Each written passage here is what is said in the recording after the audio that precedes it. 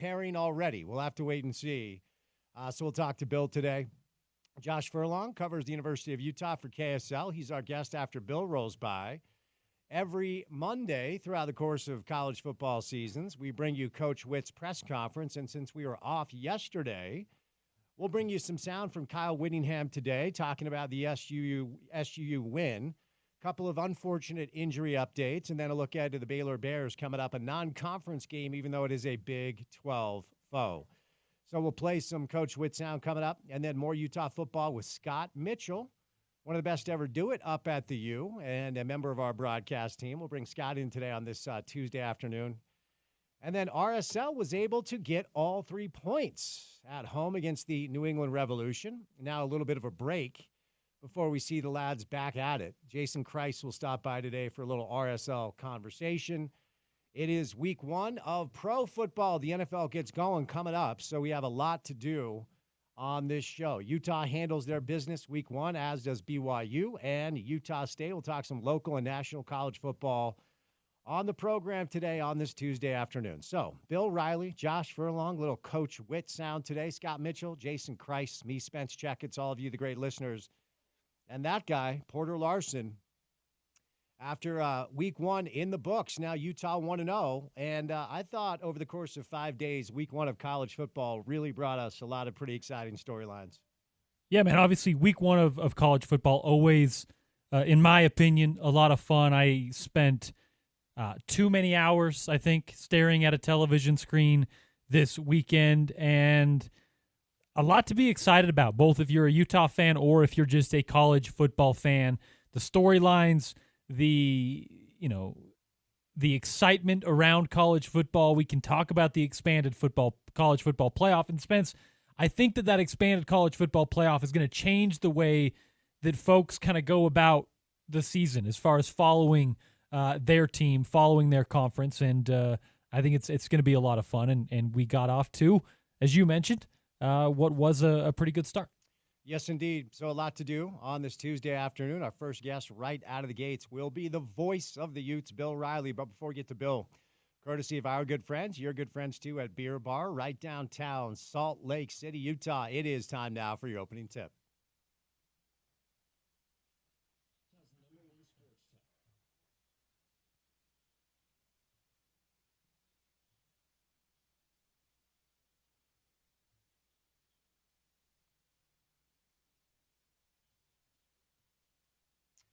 Week 1 of college football in the books over the course of 5 days, culminating with another upset on Sunday night. FSU has tumbled out of the top 25 after losing to BC. Of course, they started the season with a loss over in Dublin, week 0. So really start to finish, a lot of really fun, exciting games. USC with a statement win over LSU. Notre Dame goes down to Ford Field, and they take care of Texas A&M on the road. So some big statement wins across the landscape on the national scale. But as far as the local scale goes, we were able to break down Utah's win over SUU on Friday because that happened on Thursday of last week. So I think it went, it fit the script. It went exactly the way we hoped it would go. If you missed our conversation on Friday, I did not view that as some big, massive celebratory situation or a statement across the landscape of college football. I viewed that as Utah football showing up and doing their jobs as far as the frontline guys go. And that's really all you care about in a game like that. Make sure you leave no doubt, right? And make sure you leave the game as fully healthy as possible. Now, there are a couple of injuries we'll get to. You'll hear from Coach Witt coming up in about an hour from now. So Utah didn't escape clean, but they were able to get their win. Now, sticking with the local stuff, BYU looked really good, okay? So on Friday night, we talked about the fact that BYU Southern Illinois opened up in Vegas as a line that favored Brigham Young by 19.5. And in a matter of only a few hours, that line moved all the way down to 14. Now, by kick, it had moved up to, I think, 16. So it did move a little bit, but BYU showed that, that's a team. Now, Southern Illinois, obviously, all of this is kind of tempered as far as excitement goes because of the opponent.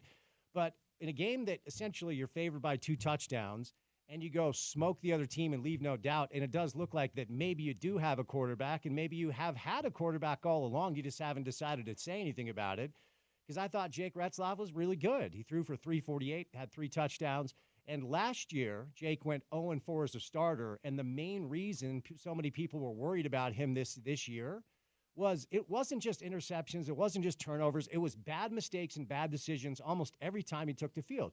And there was very few of that against Southern Illinois. So completed 20 of 30 passes, again, 348, 3 touchdowns.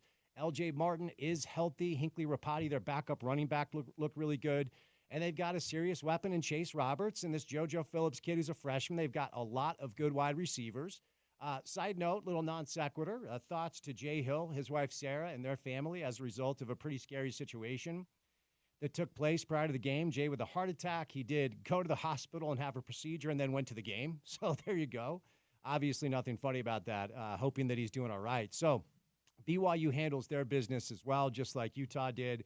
And then after a precocious start that saw Utah State trailing Robert Morris 14-10 at halftime, Utah State fans learned what Utah fans know, and that is you can do a lot worse than Bryson Barnes as your backup quarterback. Our guy, the pig farmer, who was down here for 3 years, rolls in after the starter. Spencer Petras goes down, and before Spencer got hurt, he threw 2 pretty bad picks, and then the injury took place. Bryson steps in.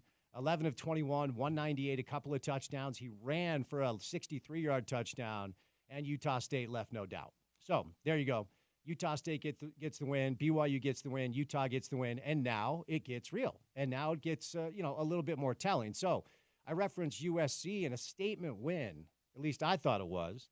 Looks like Lincoln Riley has himself at least a proficient defense. I found it funny that USC fans were, celebrating throughout the course of the SC win, hey, we know how to tackle. It's yeah, kind of have to know how to do that if you're going to play football. But USC now welcomes in Utah State, so stuff's going to get real there.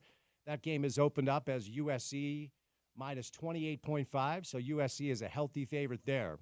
So we'll start to learn a little bit more about our local teams moving forward. Of course, it is not a conference game for the Utes because it was scheduled prior to Utah joining the Big 12, but Utah will welcome in a Baylor team that, albeit against lesser competition, looked pretty good week 1. Dave Aranda is now calling the defensive plays. He hasn't done that in quite some time because he quite literally is coaching for his job. Utah has opened up now as a 14-point favorite in that game against Baylor coming up on Saturday here in Salt Lake City. Don't forget pregame coverage. Porter will have you taken care of. We give you 4 hours of pregame coverage prior to kickoff, which is going to be at 1:30 as Utah will welcome in Baylor. And then on Friday night, BYU hits the road, and it is a P4 team. It's SMU. That's going to be at 5 o'clock Mountain Time on ESPN2. SMU in Dallas has opened up as a 10.5-point favorite over BYU. So week 1 in the books, all the local teams played pretty well. Some interesting Big 12 stuff that we'll get to throughout the course of the rest of the show, and some of the national college football takeaways on the program on this Tuesday as well coming up. So keep it right here. Coming up on the other side, the voice of the Utes, Bill Riley, stops by. Then it's Josh Furlong, Scott Mitchell, Jason Christ, a little sound from Coach Witt too. Off and running on a Tuesday. It's good to have you with us right here on ESPN 700.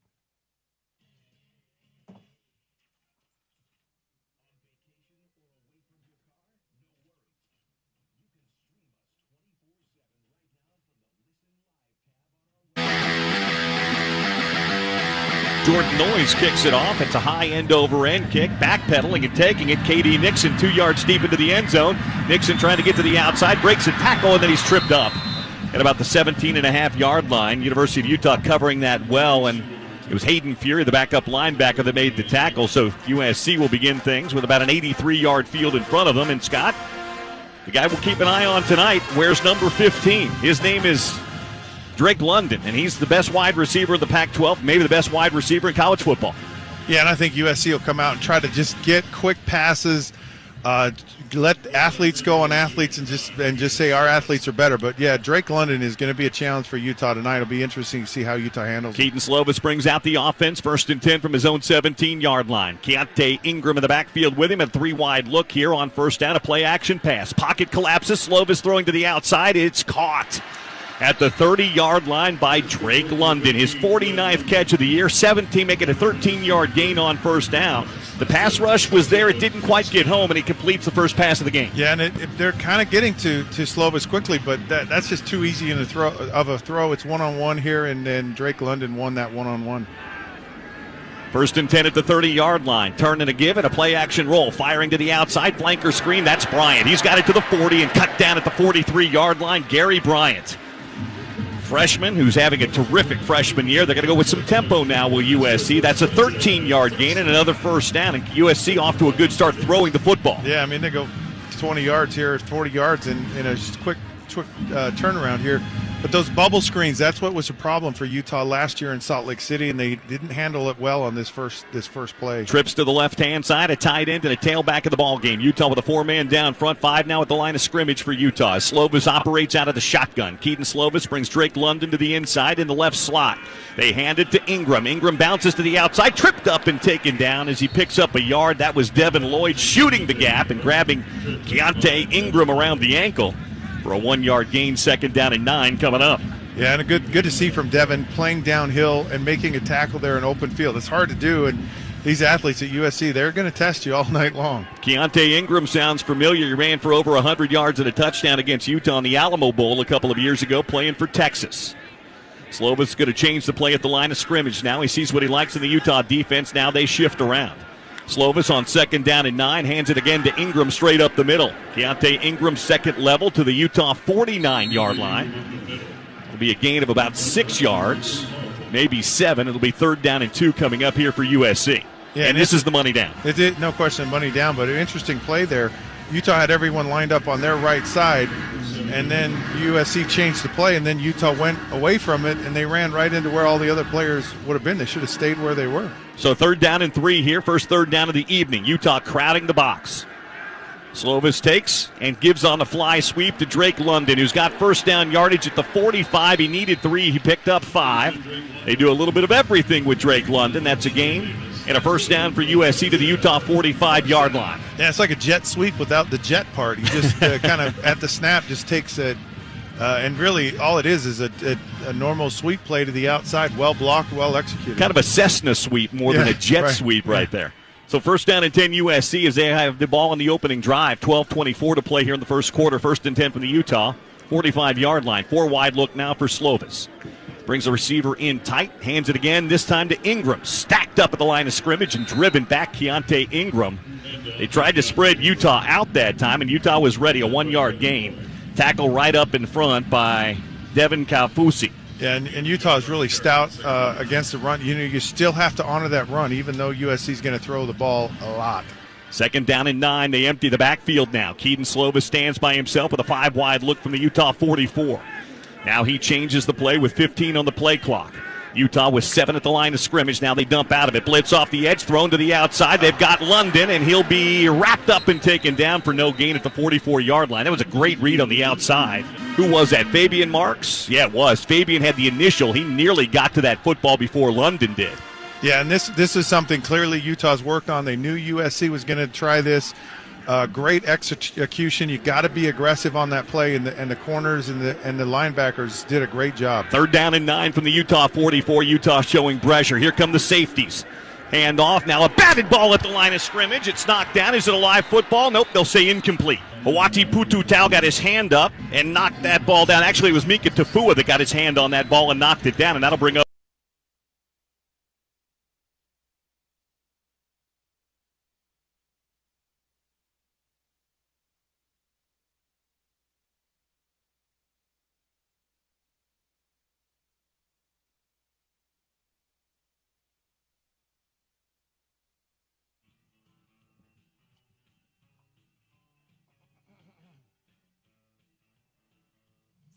Utah football handles their business week 1 against SUU. The Baylor Bears are in town coming up on Saturday. You hear our next guest on this little radio show once a week, but mostly calling Utah athletics. He is the voice himself on a Tuesday. Bill Riley. Riles, happy Tuesday, man. How we doing? Spence, I'm great. How are you? I'm good. So week 1 in the books. Obviously, it is Tuesday, so this is yesterday's news a little bit. We broke it down on Friday. And, Bill, my take was that's just what Utah football does. They did their job, right? Like I was listening to a lot of things on Friday morning, reactionary shows, and reading a lot of things like, hey, it's a statement to the Big 12. It's a statement to – no, it's not. Like that's just what Utah football does against an opponent like that, all due respect. So give me your thoughts on just that dynamic, Utah football showing up and doing what their coach asked them to do and simply doing their job. No, I heard you Friday. I was listening, as I do. And I think you're spot on. I mean, when you're a top 15 program and you're playing a lesser program at home, they did what they were supposed to do. They went out. They played a clean game. They executed. They pitched a shutout. The starters looked good. The backups looked mostly good. And that was that. Yeah. I don't think it was any kind of a statement game. I mean, you beat a 1AA opponent. That's what you were supposed to do. And now you build on it this week when Baylor comes in. Now, of course, the Big 12 will become a reality in Stillwater, but one step at a time. Baylor Bears coming up on Saturday. Dave Aranda is now calling defensive plays. He hasn't done that for quite some time. Give us a way too early preview on a team that Utah is a healthy favorite. Utah double-digit favorite at home, Rice-Eccles Stadium, 1:30. Our pregame coverage, with Porter will begin 4 hours prior to that. But what do we know, Riles, as of right now about the Baylor Bears? Well, I mean, what you mentioned, Dave Aranda is a good defensive football coach. I mean, he is. He's always been a really good defensive coordinator. He began his career at Baylor as a head coach, and he went 12-1 and won the Big 12, and everybody was happy. Well, they backslid the last couple of years. And what you said is an important note, Spence. He's calling the defense again. Head coaches that take over play calling duties, that's generally done out of desperation.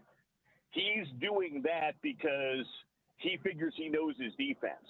As far as the team goes, I don't really know what to make of them yet. I watched their game Saturday night against Tarleton State, and a lot like Utah, they beat up on kind of a 1AA program at home. Now, they didn't look nearly as impressive as Utah did in beating up on Southern Utah. They left their starters in the game a lot longer, but they still got a nice win. It was certainly an improvement. They got beat by Texas State early last year, but I don't know what to make of them. Brought in a new quarterback from Toledo. His name's Daquan Finn. Kind of a dual threat guy. Had a solid outing. He had 2 touchdowns, but he also threw 2 interceptions. They brought in 22 transfers. That's a lot of transfers. You're bringing in 22 transfers because the guys you recruited the year before didn't get the job done. And much like Aranda calling the plays, you're trying to change some things up. You're grasping at some straws here. So I think they look like they're a little bit of an improved team from what I saw a year ago, but I don't still know what to make of them. A lot of the key players, the wide receivers, the running backs, some of the skill guys are a lot of the same guys as a year ago. So there is a sense of desperation in the program. It's a big year for Aranda. The level of competition is certainly going to be better than it was in week 1, but I still think Utah is a markedly better team than Baylor is. My sincere hope is, obviously today is Tuesday. I'm reminding myself as much as I'm reminding anybody else, but during college football seasons on Monday shows, I do not want to be talking about injuries. However, we do have one for Utah, Keenan Johnson, out for the year. So now we move over to what that looks like, Riles, as far as the depth of that position, and how do you think it plays out? It's going to be interesting. He obviously hurt himself on a play away from. It wasn't even on a play he was involved in. It was away from the play, so that stinks. Elijah Davis came in and played well, and he's been in the program for 3 years now. But I asked Kyle Whittingham after the game on Thursday, I said, is there a chance? Teo Johnson has played for a couple of years at corner. They moved him to safety this year, and he wasn't a bad corner.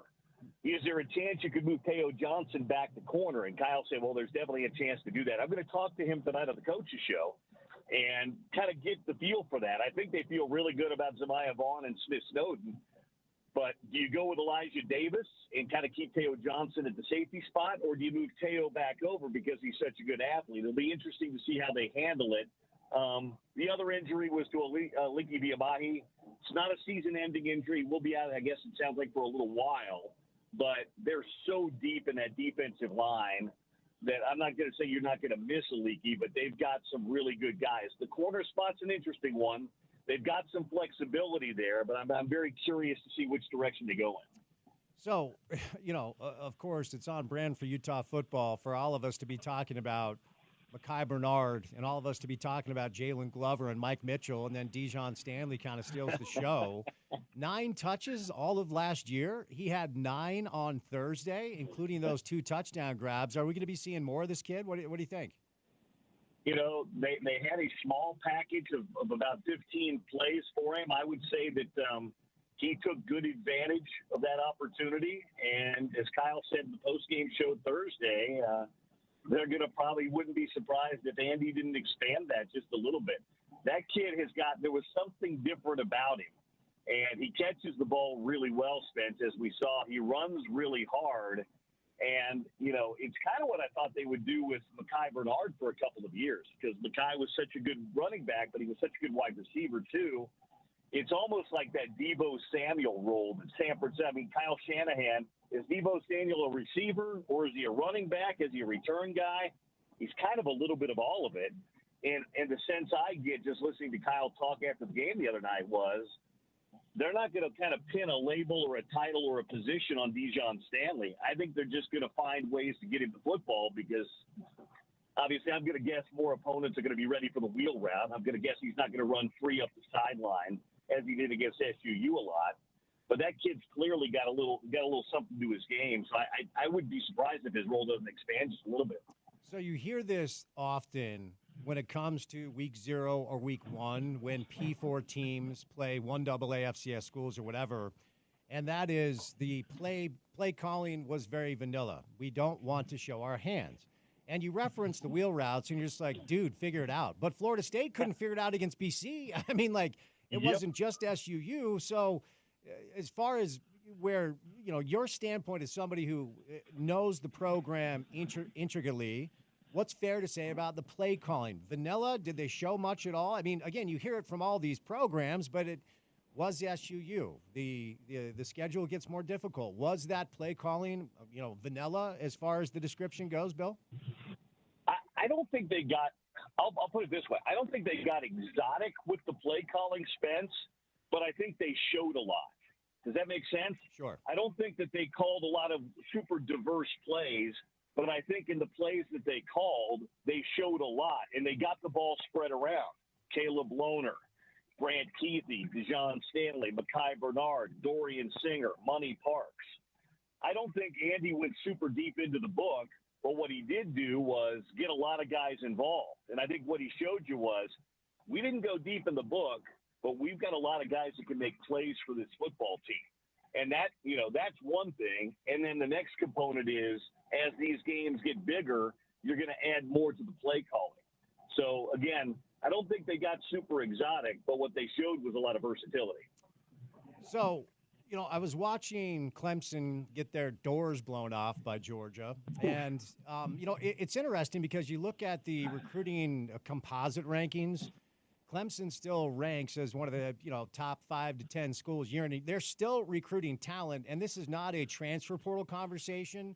Probably should be with Dabo. But what stands out to me is when Clemson was going through their dominant 5, 6, 7-year run, playing for and sometimes winning national championships, the one thing that they had then that they haven't had over the past 4 or 5 years is Trevor Lawrence, Deshaun Watson, elite quarterback play, right? And so that leads me into a question about Isaac and whether or not, you're concerned by anything you saw week 1 or anything that you've heard.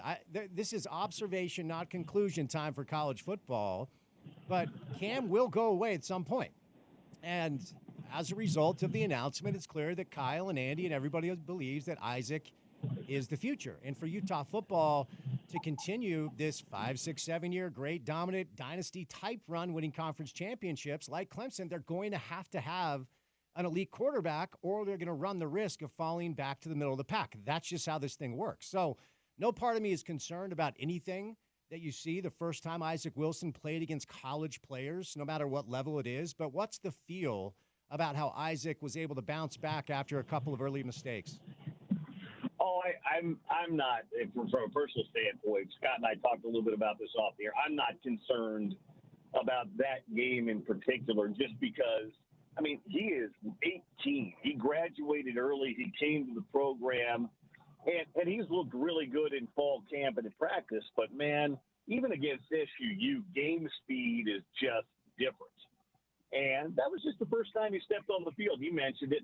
You know, Kyle said, at the end of the first half, they probably put him in a tough situation. The second pick was tough only because he kind of threw it into some coverage. But I thought he bounced back. I thought when he got the opportunity to do some things, he was fine. And the real question for me is, how many more games is he going to get some reps in this year? Can Utah get some leads in some games this year? Maybe it's this Saturday. Maybe it's when they go to Logan. Maybe there's a couple of games in the Big 12 somewhere, because I think a guy like Isaac Wilson, he's got all the talent in the world, but, everybody needs reps. So is there an opportunity to get him some more game reps in a fourth quarter of a game when you're up a few touchdowns and scores? Because that, to me, is what he needs as much as anything else. I think he's an elite talent. The coaches rave about him. They say he's a tape. He studies tape like you can't believe. He's a junkie, and he's well liked by his teammates, all of that stuff. I just think, he's got a really high ceiling, and more reps is really what he needs as much as anything else. A lot of people that cover college football have talked about this for years, so it's not some new take or some hot take, but I do believe that college football oftentimes has a matchup problem when it comes to big brand games every single week. Now, the college football diehards out there, the Maction folk that want to watch anything on Thursdays, disagree, but these games, Bill, as you know, the FCS, FBS games, sooner rather than later, are just simply going to go away. Now, I don't have a problem with it. Ultimately, I want to see week in and week out, the big brands play the big brands. If that makes me a capitalist or a snob, that makes me a capitalist. I don't know what else to say about it. Now, part of me does feel bad for the SUUs of the world that utilize these funds, and the check they receive about, for driving up to Salt Lake to get their heads kicked in is going to adversely affect them as far as their ability to finance their athletic department. And I'm sympathetic to that. But from your standpoint, your vantage point, are you a fan of these games? We see so many of them early on, or are you going to be fine when they go away? I love the big matchups myself. As I said, I think to you or somebody last week, if you are going to play them, I think play them in the first week's a perfect place to do it, because, you only have preseason games in college football. That lets you knock off the rust to work out some kinks. But you're right. I mean, we're getting to that day, Spence, where we're probably not going to have those. And when and if the day comes that the Super League is formed and Utah's one of the fortunate 50, I guess it's around 50 or 60. If they're in that fortunate 50, I don't think we're going to see those games anymore. I'm with you. And I won't be upset if we see, high caliber matchups of the because I think the fortunate 50 are just going to play the fortunate 50. And I think that's going to be how the games go, because they're not going to care if you have 2 or 3 losses, because those 2 or 3 losses are going to be against high quality teams. So I've always said, if I'm a fan, I want the best matchups I can. If I'm going to pay for those tickets, I want to get the best matchups I can. And I'm excited about Utah's future schedule with some SEC schools on the roster and on the schedule. Really excited about the matchup with Miami coming up here in a couple of years. And one of those, I've always wondered when that day would come when Utah could play in one of those kind of one-off classic games, and they're going to get the Canes in Vegas in a couple of years. So, no, I'm like you. I love those good matchups, and I loved watching, LSU and USC and some of the other big matchups this weekend. So when and if that day comes, I'll love it. Wanted to get your take. I know you've got another hit, so I'll set you loose after this. But, trying to do everything you can to watch all the local stuff and the national games you want to watch. So tuned in just in time to see Spencer Checketts hurt, unfortunately, but Bryson Barnes, as he is wont to do, steps in as the backup. And, Bill, Robert Morris, once upon a time, was known for recruiting certain 5'10" white kids that could only shoot threes to play basketball. They did not have a football program. I can show you the recruiting letters. No big deal. They were up 14-10 at halftime, and the pig farmer steps in, as we saw him do from time to time down here, and leads Utah State to a win. Big smiles for Bryson afterwards. I thought it was a fun moment. Before I set you loose, give me your thoughts on that. Happy for Bryson. He's one of the best kids I've ever covered. His story is great. And the fact that he was able to come off the bench as he did at Utah and step in against Bob Morris was fantastic. The price of poker, if he is the starter, is going to go up a bit because I believe the Aggies have USC this week. And Correct. USC looks pretty good. So, but he beat USC a year ago. Now, the talent around him was probably a little bit better last year when he went to the Coliseum than versus this year. But I want Bryson Barnes to succeed. I hope the kid goes out and does well. I know if he ends up being the starter against Utah in a couple of weeks up in Logan, his teammates all loved him. But it will be interesting to see if he's made that progression in that year and become a little bit better a quarterback, because I think he had a few limitations. And, you know, those were exposed a little bit by some of the better teams Utah played.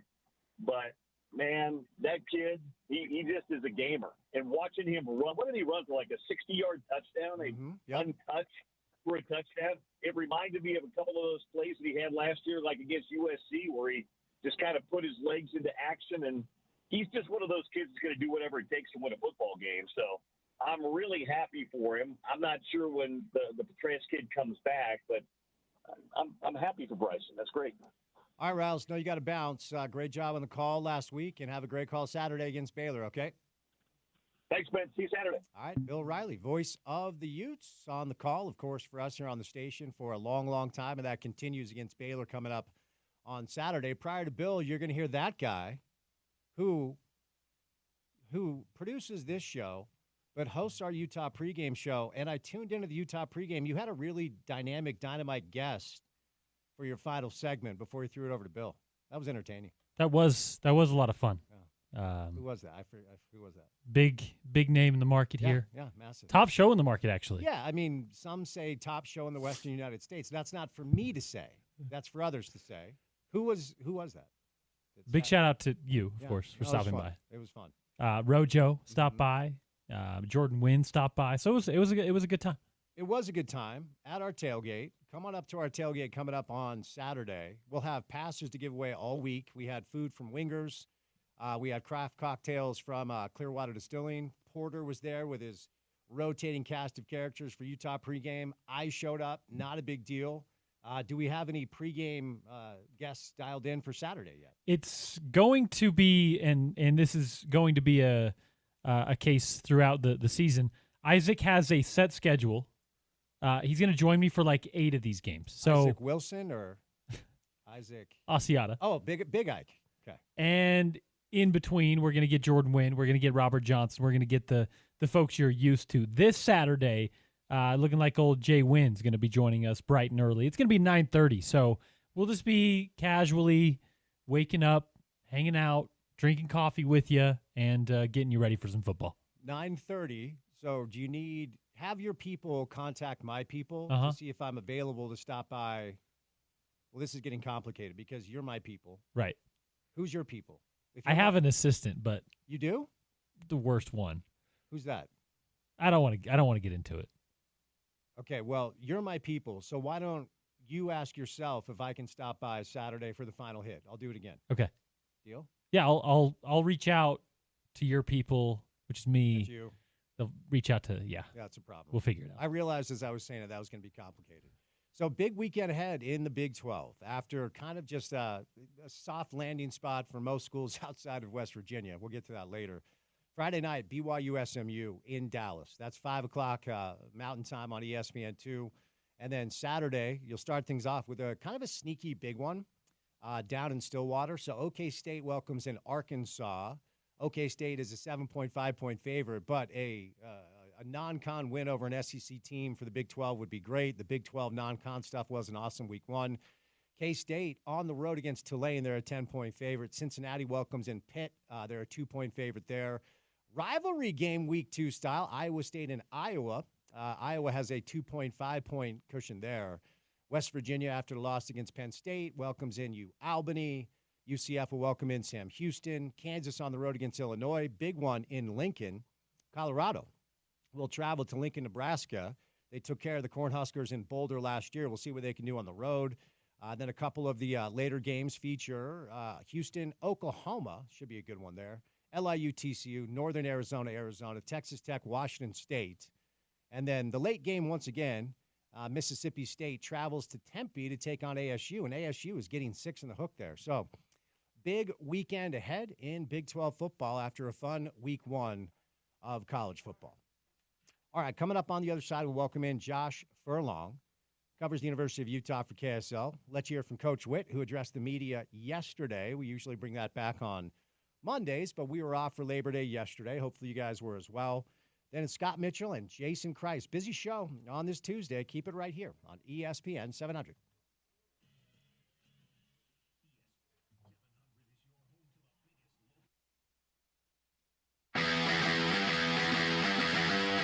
Cam Rising at the line of scrimmage, changing the play. First down handoff, Pledger into the hole, spins off a tackle, gets to the 16-yard line, picks up a yard, and that's it. They ran right at the teeth, and Utah got no push up front that time. Tackle on the play by Rover linebacker Raymond Scott. Yeah, this is just a straight-ahead zone read here. The tight end pulls and tries to seal that backside, just gets there a little late and kind of gets the play blown up. But, this Utah team's got to come off the ball here. 4 wide look on 2nd down and 9 from their own 16. USC with 4 at the line of scrimmage, 7 in the box. Play action, flanker screen thrown out into the flat to Britton Covey. He's got it at the 20 and spun down. That's Brant Keithy, actually, who came up with that grab. We're a distance away from the field. The 8s and the 0s get mixed up. Keithy picks up about 4 on the play. 3rd down and 5 coming up. Seeing a better job of 2nd down. Utah's shown so much run on 2nd down. And this is a high percentage play. It's almost like a running play still. And now they're in a manageable 3rd down. 4 wide look on 3rd down and 5 from the Utah 20. They bring Keithy into the left slot. Cam backpedals, looks, fires outside, caught, complete to the outside, but taken down after a 1-yard gain. Mekhi Bernard out of the backfield. USC strung that out, used that athleticism and their speed to get there, and Utah's going to have to punt on a 3 and out. Yeah, and Cam's got to make a better throw there. He threw it a little bit behind Bernard. He gets it to him in stride. He can turn that shoulder upfield and maybe miss a tackle, but get close to the 1st down. Gary Bryant back to receive. They've got an off-return man as well back there. Cam Peasley stands at his own 8-yard line to punt this ball away. USC's going to set up the return here. Peasley's punt. Good spiraling kick. Looking up into the sun is Bryant. He takes it at his own 35, and he is going to be wrapped up and taken down immediately at the 35-yard line. Good kick coverage that time by the Utah special teams. Like Clark Phillips was down there doing it. Timeout on the field. Both teams have had the ball. Both teams had to punt. 9:03 to play here in the first quarter from the LA Memorial Coliseum and the Big O Tires broadcast booth. Today's Utah football broadcast being brought to you proudly by Bud Light. Utah fans, welcome back to Rice Eccles this year. This year, Bud Light is for the fans. I'm Bill Riley. That's Scott Mitchell. Slides downstairs with the LA Memorial Coliseum. 9:03 to play first quarter. 0-0 our score. Both teams had the ball once. SC moved it to midfield, had to punt. Utah went 3 and out. SC has it 1st and 10 at their own 36-yard line. I thought it was a pretty good effort by the defense on that first drive, Scott. Yeah, I mean, I liked what you're seeing, playing downhill, playing aggressively, not letting these athletic guys get going, get them stopped before they get started. They didn't do a good job on the one bubble screen. They did it on the second one, and when you cover it, then the teams tend to go away from it. And so Utah's shown that they're going to cover that, so you probably won't see a lot more of that in this game. 4 wide look here on 1st down from their own 36-yard line for Keaton Slovis and the USC Trojans. Keontae Ingram remains in the ball game as the lone tailback, standing next to Slovis in the shotgun from the 36-yard line. Slovis changing the play now, looking at the Drake London to his left. Utah with 6 at the line of scrimmage. Motion man, the tight end, Wolf. They're going to throw that flanker screen outside. Trigg has it. He's beyond the 40, and out to about the 43-yard line goes freshman Michael Trigg. He's a big dude, too. 6'4", 245 for Trigg, who picks up 7 on 1st down. And what's interesting is that Utah's in a 3-man front. Here they go again, throwing that ball outside, this time to London. He's to the 50, to the Utah 48, and out of bounds. That's a 1st down for USC. Utah's playing off, Scott, and they are just throwing that ball in that flanker screen to the outside. Yeah, and the outside corners doing a good job. It's the guys that are filling on it. They got to see that early. They did it earlier in the game. They're not. I mean, I thought Utah defended it, and USC go away from it, and they haven't. 1st and 10 from the Utah 48 after the first down for Keaton Slovis. He's going to throw again, rolling out to his right-hand side, looking down the field, throws underneath and incomplete off the hands of Keontae Ingram. And incomplete it goes. He's got 11 catches on the year, does Ingram, but that one hit him right in the hands and then goes incomplete. 2nd down coming up. Yeah, it's almost designed by Ingram just to go out in the flat there, and he just drops the ball little bit behind him, but I mean, just in his hands. So he'll come out of the game, and Darwin Barlow, the TCU transfer, comes in for the first time here today. 2 receivers left, 2 receivers right on 2nd down and 10 for USC. Utah with 5 and 6 near the line of scrimmage now. Slovis in the shotgun. Now Utah's going to show a blitz right up the middle they come. USC picks it up. Slovis looking outside, firing, caught by London inside the 40. And down to the Utah 38-yard line. They'll give him the 38-yard line. A pitch and catch of 10 yards and a first down. Utah blitz, Scott, but SC picked it up. Yeah, and you got to get there if you're going to blitz like this. Well, they kind of drop back in coverage, but everything's done right. I mean, you're covering. He's right on him right there, and you got to play the ball there, knock it out of his hands. But that's where Drake London is really good. He's really good catching the ball at the point and just. He's a tough out. He's not going to drop many, that's for sure. He's already got 3 catches here today. 1st and 10 from the Utah 38-yard line. Slovis throws outside. This time he's got Bryant. Gary Bryant ripped down after a short gain. They'll give him 4 yards to the 34-yard line. They're using that play, Scott, just like a running play.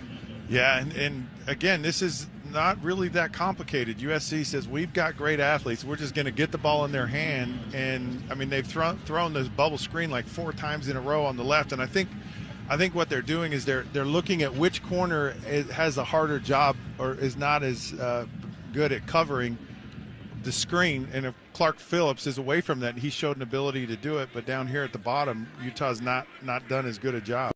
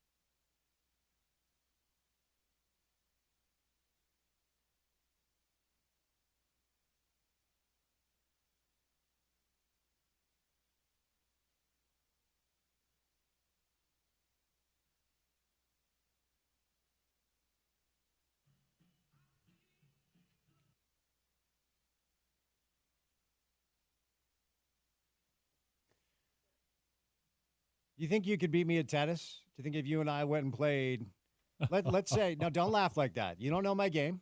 You have no idea what I've got to bring to the table. Let's say if I gave you, because we've got the U.S. Open on in the studio, and it's such a great event. If you've never been, Flushing Meadows, definitely try it out. If I said 1 month from right now, we find a court, you and me, singles, how do you think that would go? First to 2 sets, not 3. Do I also get a month to really dial in, or quarter? 4 months, or excuse me, 4 weeks from right now, you dial in. Yeah, I mean, I'm gonna win. You think so? I know that you grew up in the mean streets of New Canaan Take with it easy. a lot of tennis courts A around. lot of white outfits. It was a bad day if you only popped one collar. Right. Canaan, let's You be clear. usually have a tennis lesson probably at some point Multiple. during your upbringing. So I'm not gonna discredit you. You might get a game or two, but I'm winning the match. A game or two? Maybe one. What do you think? 6-1, 6-1? You beat me in 2 sets. I think so. All right, we're going to do this, and we're going to film it live. And We can stream it. Maybe we'll invite our net. Well, we're on YouTube now. Sponsor it. We are ahead of the curve on YouTube here in 2024. Our next guest covers the University of Utah for our friends over at KSL. Josh Furlong on a Tuesday. Josh, happy Tuesday, man. How you doing? Happy Tuesday. I'm doing well. How about you guys? Good over here. Good over here. So Utah climbs up one spot in the latest AP poll. You are our local voter. So give me your thoughts on Utah at number 11, as we found out just a couple of hours ago. Yeah, I think this is a good spot for them, right? I mean, I think they showed out in that first game and did everything they needed to. You didn't need to get too fancy, but did well enough. And so I think you're seeing the committee that votes on this, including myself, see that they did what they needed to, right? And so you're still going to be fighting a lot of these teams that are jockeying for position, especially early on, that maybe they're playing a tougher opponent or maybe they had a different result. So either way, whether it's 12, 11, 10, it doesn't really matter in my opinion. I think, Utah's in a good position that as long as they remain at the top of that Big 12 standings, they're going to be okay, right? Like right now you're seeing, if you looked at the AP top 25, Utah went from being the number 4 seed as the 4th best conference to the number 3 seed, now taking over the ACC with Florida State going down. So I think that's kind of where that look is going to be. Obviously you want to be included and be in that top 10-ish, especially if you're trying to get an at-large bid if you don't win the conference. But I think Utah's primed to be in a good position, and as long as they continue to take care of business, everything's going to be there for them. Debating the semantics of 12, 11, I don't know that matters as much anymore now that there is that 12-team playoff, especially if you are at the top of the Big 12. All right, so we had Bill on to start the show today. I'm going to ask you a question that I asked him just in a little bit of a different way, so my listeners don't get annoyed that I ask everybody the very same question. But what did you see week 1 against SUU that you think is sustainable and real as the schedule gets harder starting on Saturday against Baylor? Because I don't want to be disparaging to SUU. I don't love, we'll get to this later, I don't love the general dynamic of these games anyway. But as far as, there are a lot of things that were easy to see, but the receivers were super wide open, like figure out a wheel route, please. So what exactly did you see against SUU that you think is real and sustainable the rest of the way? Yeah, I do think the passing game is sustainable. As long as Cam Rising stays, upright and healthy, I think they have just so many different playmakers. They will be able to mix and match different things to be able to get guys open, right? Is it going to look exactly like it did against Southern Utah? No. And if it does, then more power to Utah for what they're able to do. But I think there's going to be a lot of creativity there. One of my favorite plays of the game was when Andy Ludwig put the team into 14 personnel. That's 4 tight ends. You had Mike Mitchell jumping over the line to basically sell the run. And then suddenly Brant Keefe streaking down the side or down the middle of the field wide open. Those types of things I think are going to be there for Utah. It may not be to that extent, but I think just with the number of tight ends, the wide receivers, the fact that you've got a guy like Dijon Stanley who can catch the way that he can and then get open with his speed, I think those things are going to translate, right? I think there's going to be some differences, and it may not look exactly the same way. But I really do believe in this Utah team's ability to be able to pass the ball around a lot more. I have less questions about them than maybe the run game, which I don't necessarily have a ton of questions, but I think there's just enough talent in those, the tight end wide receiver room that I feel more confident in what they're able to do there, especially if Cam is there, than maybe the run game right now. So, it feels weird to say that, covering this Utah team for as long as I have, to be able to say that I have more confidence in the passing game. But I honestly think that's where Utah's at right now, and I think that's kind of the fun thing for fans to look at is that this could be a really dynamic team, especially in the play calling designs that Andy Ludwig is able to design just with the different types of personnel that he's got. Anything stand out as a legitimate concern? Again, week 1, this is observation, not conclusion, and probably will be for me for another 3 or 4 games. We saw the O-line get beat a couple of times. I feel like it's nitpicky after a 49-0 game that was over at halftime to talk about concerns, but that's what I'll ask you. Did anything stand out that you feel like needs to be cleaned up? And, of course, the coaching staff probably enjoy a few mistakes here or there because it allows them to show some players how they can improve. But from your standpoint, anything overly concerning from the Week 1 game? Yeah, I wouldn't go overly concerning, but as you're starting to ask that question, the offensive line did pop into my mind as well. That if we're being nitpicky, there are some things there, right? You've got the outside guys, your Spencer Fano and Caleb Lomu. They were letting a little bit too much interior pressure. They're going to have to close that because Baylor's going to be much more difficult in that regard and trying to push those gaps and really trying to make it hard on Utah.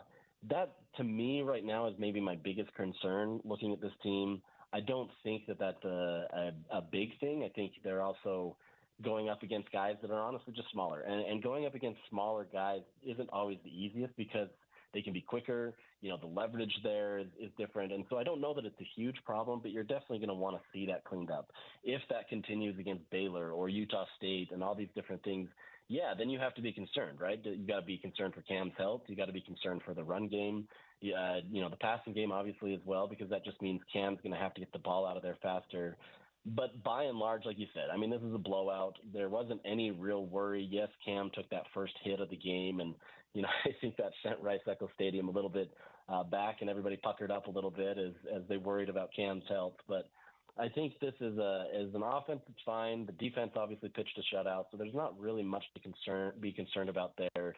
I think it really is just fine-tuning a lot of those procedural things, how to kind of get positioning with two guys that really are still young in the system and are continuing to develop. But I have faith that it's going to be there. It's just, it's good to see on tape in that Week 1 game. So, it's ironic that the running back topic brought us three names, more or less, with Mekhi Bernard, Jalen Glover, and Mike Mitchell, and it was Dijon Stanley making the plays. 9 touches a year ago. He had 9 total last Thursday. Of course, a couple of touchdown catches, and he tallied 150 yards through the air. Again, I do not want to over or underreact. I want to appropriately react. But did this performance from Dijon Stanley, in your mind, maybe place him on a different spot in the hierarchy in that running back room?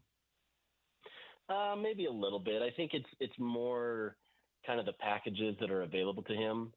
He's still not a guy that, you're going to put out there every time and you're going to, force him to run up the A or B gap. I think this is a guy that they're going to try to get in space, obviously being able to utilize his speed. So I don't know that he's necessarily in any particular order in the depth chart. I think they're just going to utilize him in different packages, right? So I think you're still going to have Mekhi, Jalen, and Mike Mitchell as kind of your 3 guys that are going to take the bulk of that. But you utilize Dijon Stanley and almost, I wouldn't even call him like the Britton Covey role, but I think you've got some similarities there in the sense that you could line him out, flex him out a little bit, put him in a slot receiver position, do whatever you need to be able to get him some space and then let him go to work. I kind of view him as that hybrid, running back receiver. And if he's able to catch those passes the way that he was, wide open passes or even just more in contention, that's a huge weapon for Utah, especially if you need, a few yards off the edge or something that way. So I don't know that he's in necessarily a fixed position in this group, right? Obviously, he is a running back. That is his position. But I think he's in such a different wheelhouse of what he does that it doesn't really compare to a lot of those guys. He'll get more reps. He's going to get more reps. And I think, you heard Kyle Whittingham say that, where he's going to be a guy that's going to be factored into the offense a little bit more. But I don't think that's necessarily taking any reps away from guys when they go into the run game. I think it will still be those 3 guys. Mike Mitchell, we heard a lot of good things about him and emerging. We still want to see it. He got a little banged up there at the end of the game. But, I'm curious to see how this goes. That's the one position group where I do want to see those 3 kind of separate themselves. If Dijon is that guy, maybe he does get in that mix. I don't think he is, but maybe he does. That really brings an interesting factor into that running back room. But I still think, once again, this is a dynamic group. There's a lot of different things that they can do. You can utilize a lot of motion type plays that I think this makes it a lot of fun for what Andy Ludwig's trying to do. So we did see Isaac Wilson. You and I talked last week, and we felt like it would be a win if you saw Isaac, should it manifest the way that it did. The game was over. I think, where I was at in the stadium, I heard 30 different people yell, "Take Cam out," before they did during that final drive. And this is the first time Isaac Wilson has played against college football players. Yes, it's Southern Utah, and he's going to have more intense, extreme challenges. And then sack first play, pick, then the Zach jokes start flying on social media. But I thought he settled in. I wonder what the Josh Furlong take is, as now that we have our, the ability to get our eyes on Isaac during the game. Yeah, I think first off, I mean, what a tough position to put a freshman quarterback into. 38 seconds. Everybody knows you're going to be passing the ball. SUU, who had really been kind of keying in on the run, just decided to come back and put themselves in more of a coverage position to prevent Isaac from doing what he wanted to do. And that's a tough spot, right? Like you appreciate it in the sense that Cam is off the field, but it sucks for Isaac that that's his first snaps where you get in there, suddenly, everything is coming so much faster in just the timeline, and you got to go out there and do something. So I think that helps him because it shows like, okay, look, this is how fast it comes. But like you said, I think this really kind of showed his moxie, his ability to, once he got comfortable, once he had a game plan that wasn't set up where they're trying to get the ball, downfield in 30 seconds, you saw the type of player that he can become. Even his second interception in the end zone, I don't necessarily disagree with the throw. It wasn't the best throw, right? Like obviously there's better throws that he could have made, but you have to like his ability to go for those, right? In high school, he's making those plays. That's a touchdown because there's DBs that aren't going to be closing in that fast. In college, it's a little bit different. And so I think it's learning all of that stuff in real settings that you have to be optimistic about because he's not shying away from it. Even when Caleb Lohner dropped his first touchdown pass, they went back to it another series and they went back to it and got it the second time. So I think there's a lot to learn from that. I talked to Isaac yesterday. He understands where he's at. He understands that that's not an ideal situation and there needs to be more. But I think more than anything, more than practice, more than, what he did in high school, those minutes in that game on Thursday were tremendous for what he's able to become. Now he has actual real tape that he can look at that's not just practice tape or scrimmage tape. This is real tape. And yeah, the opponent, like you said, it's Southern Utah, but they're still a Division I school. They're still a good team. They've got some speed. They've got some talent. These guys are still being able to be drafted into the NFL. And now he can kind of use that to develop. So I think it's good things. He's still a freshman. It's his first game. I don't think there's a ton to expect from that, but I think it shows kind of his resilience and his ability to be able to do what he needs to as a quarterback. So it's so weird to talk about a game like this because I am going to ask you, like Dorian Singer, who we've heard all offseason is going to be, if not Cam's number one target among them.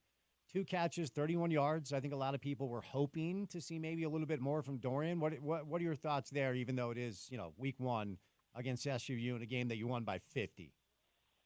Yeah, I think that was kind of one of those factors, those elements of the game that I was a little surprised by. But, going back and looking at it, I think if Cam hadn't been pressured the way that he did on that very first play, Dorian Singer is the first guy that's taken it all for 70 yards. I think he was wide open. Cam was ready to get him the ball. It just, the pocket closed incredibly fast and he got thrown to the ground. So I think if that was the first play of the game, that changes our entire conversation about Dorian Singer, right? I don't think there's any concern here. I saw some jokes on Twitter that Dorian Singer's in the transfer portal now because wide receivers didn't get the ball. I get that. But at the end of the day, this is an offense that they're going to scheme to whatever they need to, whether that's the wide receivers, the tight ends. We saw the connection that Cam has with Dorian in spring, and I don't think that was a fake thing. I don't think that was them trying to manufacture something to get people excited about Dorian. I think that's legitimately something that they have together as a connection. It just didn't work out. Cam had 9 million people that he could throw to that were wide open, and it just so happened that Brant was the easiest one, and it worked. So I wouldn't read too much into anything. If something like that happens this week and Dorian's not the guy again, maybe, you question what's going on. I just think Dorian's going to take a lot of attention, and that can be a good thing because if he takes a lot of that attention, that opens up the field for so many other guys, whether it's Dijon Stanley, Brant Keithy, Carson Ryan, Len King. There's so many different guys that they can go to that teams can't just necessarily focus in on. And if they do, Utah's going to make them pay. So if Dorian even has to be that type of a guy, I know he wants the ball, but if he has to be that guy, I think that helps a ton. All right, so let's get into the dynamic. And I was discussing this earlier in the show. There will be a day, maybe in the not too distant future, where FBS, FCS going away. These games where, it's Utah, it's Southern Utah, it's Kansas, it's Lindenwood, and I could keep going. And honestly, I'm okay with it. I know a lot of people around here, don't love hearing that because of the dynamic of financing one's athletic department by busing your kids a couple of hours up north to get their heads kicked in. I've never been overly comfortable with it. I've always believed college football. I mean, when I say it has a problem, like it's the second most popular sport in a country, it doesn't have a problem. But when you look at the week in and week out dynamic big brand matchups, oftentimes we're left wanting more often than not. And these games going away will certainly change that dynamic a little bit. Scheduling uniformity, for me, I've been yelling about in college football forever. You look at Bama's schedule late in the season, as everybody talks about, it's hilarious that they essentially get 2 glorified bye weeks with the way they're allowed to schedule. What's the Josh Furlong take on these games, just generally speaking, going away as college football moves into a new reality that we all know is coming? Yeah, I think if you're going to continue to schedule these games, they need to come in the beginning part of the season. Having an SEC team schedule it late in the season, I don't know that really adds anything other than just a cupcake schedule, but a game that allows them to kind of just pad that. I think if you want to use this as kind of a way to subsidize some other programs and allow yourself to kind of have a ramp-up game before things get harder, then, I can get around it. But I think the world of college football or college athletics in general, football has been subsidizing programs for years. And even the higher level programs have been subsidizing these lower level ones. I think we're starting to see a different, turn of events with that. And I don't know that it fully makes sense to be able to have these high level programs continue to subsidize these lower programs. But with that being said, yeah, you're going to lose out on a lot of sports. You're going to lose out on a lot of these guys that are trying to do what they can. And so you're missing some avenues there. But I don't know that that's the job of FBS teams to subsidize that and help them. I think in the ever growing age of college football where there's so much excitement about these non-conference games, you want to have games that matter. You want to have games that mean something. You look at a team like Utah, yeah, you blew out Southern Utah, but USC just went out there and beat LSU, and that's all that's on people's minds. USC gets a favorable jump in the rankings because they beat LSU. Utah stayed relatively the same. I don't know that necessarily matters, but even when I'm kind of putting my ballot together, it's hard for me to judge these teams. Arizona or whoever it was, Kansas, what it was, played Lindenwood. Lindenwood's not even really a team, right? Like, this isn't a game that's really going to show me anything. And so how do I rank them compared to a team like LSU and Texas, or LSU and USC? Like, it's just not an equal plane. I think there does need to be some uniformity. And if you can't get that, it just doesn't do much for the sport other than just a ramp-up game. And I just don't know that matters anymore. Baylor rolls into town coming up on Saturday. That is a 1:30 Mountain Time kick. Don't forget our pregame coverage begins at 9:30 with Porter Larson, Jordan Wynn, and others. And Josh, it's funny watching Baylor's first game. It was a lot like Utah's first game. They were bigger, they were stronger, they were more physical. It looked like it was going to be a shutout. It was 45-3, Tarleton State. DeQuan Finn is their starting quarterback. He's a dual threat guy. They played 3 quarterbacks because they were blowing out, Tarleton State. Dave Aranda is calling the defense. He hasn't done that in quite some time, and we know the seat is rather hot down there in Waco for a guy that most people around here know, like, and respect. So any concerns Ute fans should be aware of? A 14-point favorite Utah is as of now. Give me your thoughts on Baylor rolling into town coming up on Saturday. I think, with Baylor and a lot of these other teams, there's nothing to lose, right? They come into town. Utah's going to be the favorite. They're going to have everything on their side to be able to say, hey, we're going to go take down this team. We're playing for our coach, whatever it may be.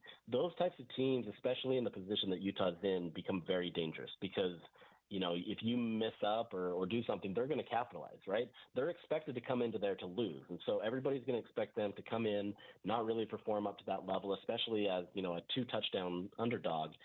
They can be an incredibly dangerous team. So this is kind of where I want to see Utah move forward. If they can kind of take these games, and yeah, it's not a conference game, even though it kind of is. If you can take this game and appreciate it the way that it needs to and approach it as the top dog, knowing that everybody's going to give you their best, then I think we can learn something from Utah, right? Outside of this, on paper, this should be a Utah team that should absolutely beat Baylor. Yes, they have DeQuan Finn, but if they can take away his, dual threat ability, especially in the run game, he's not a great passer. He does well, but he's not the greatest. He had 2 picks against Tarleton State. Probably should have had a couple more.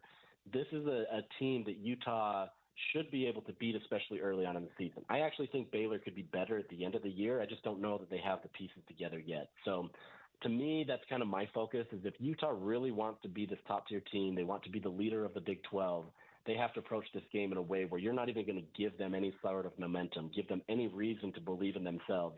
Just attack it early and come in there. If not, Dave Aranda and his defense, as well as DeQuan Finn, are going to absolutely be a dangerous threat for Utah, and that's the last thing you want to do to start Big 12 play, even though it's not a Big 12 game. Let's get a couple of quick hits from you on the other local storylines that will set you loose. And Utah State trailing Robert Morris at halftime, 14-10, and obviously the panic sets in. It's been a chaotic summer up there. Spencer Petras goes down after throwing a couple of picks, and in steps Bryson Barnes. After 3 years here in Salt Lake for the U, it was fun to watch Bryson do what we know that he can do, and then he had that big old smile after the game addressing the media. Give me your thoughts, week 1 for the Aggies, 36-14 over Robert Morris. Yeah, I think that's exactly what you needed. I don't expect anybody to think that they needed to have this blowout win.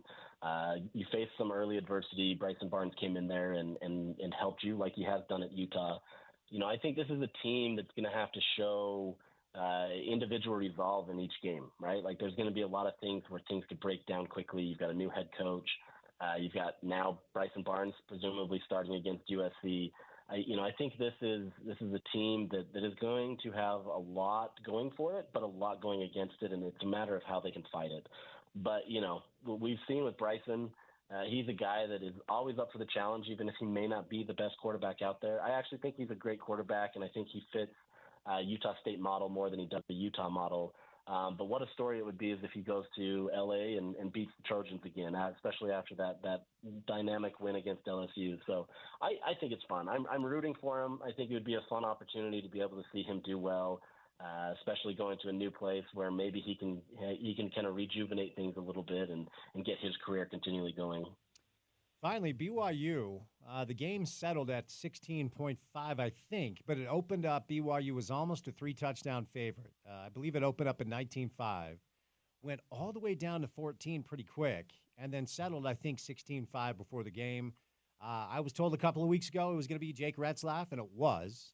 And 4 starts a year ago, lost all 4, mistake-prone everywhere. So I think a lot of skepticism was in the air, but I thought Jake handled it. I thought he stepped up, thought he played well, and that game really, after Southern Illinois scored that touchdown in the second quarter, it was 14-6. BYU gets the field goal, then they roll in the second half. So a game that was bringing some anxiety because the line turned out to be a blowout. Your thoughts on week 1 for BYU, 41-13 over the Salukis?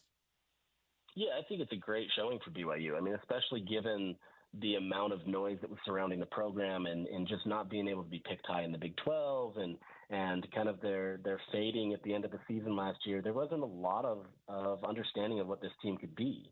So the fact that Jake Retzlaff could come in there, win the job, especially against Jerry Bohannon, who is a seasoned guy, he understands what it takes. That says a lot for what BYU can be. Are they going to be this, power team in the conference? I don't know. I think we still don't have a full answer on who BYU is, but I think the fact that they could beat an FCS team the way that they did kind of gives you optimism about what they can be. I think there was a lot of doubt going into this game. They thought it maybe be a close game just simply because many didn't know what BYU has, but I think you have to leave that game pretty optimistic about where BYU can be. I don't know that it changes a ton, especially as a 10-point underdog to SMU this weekend.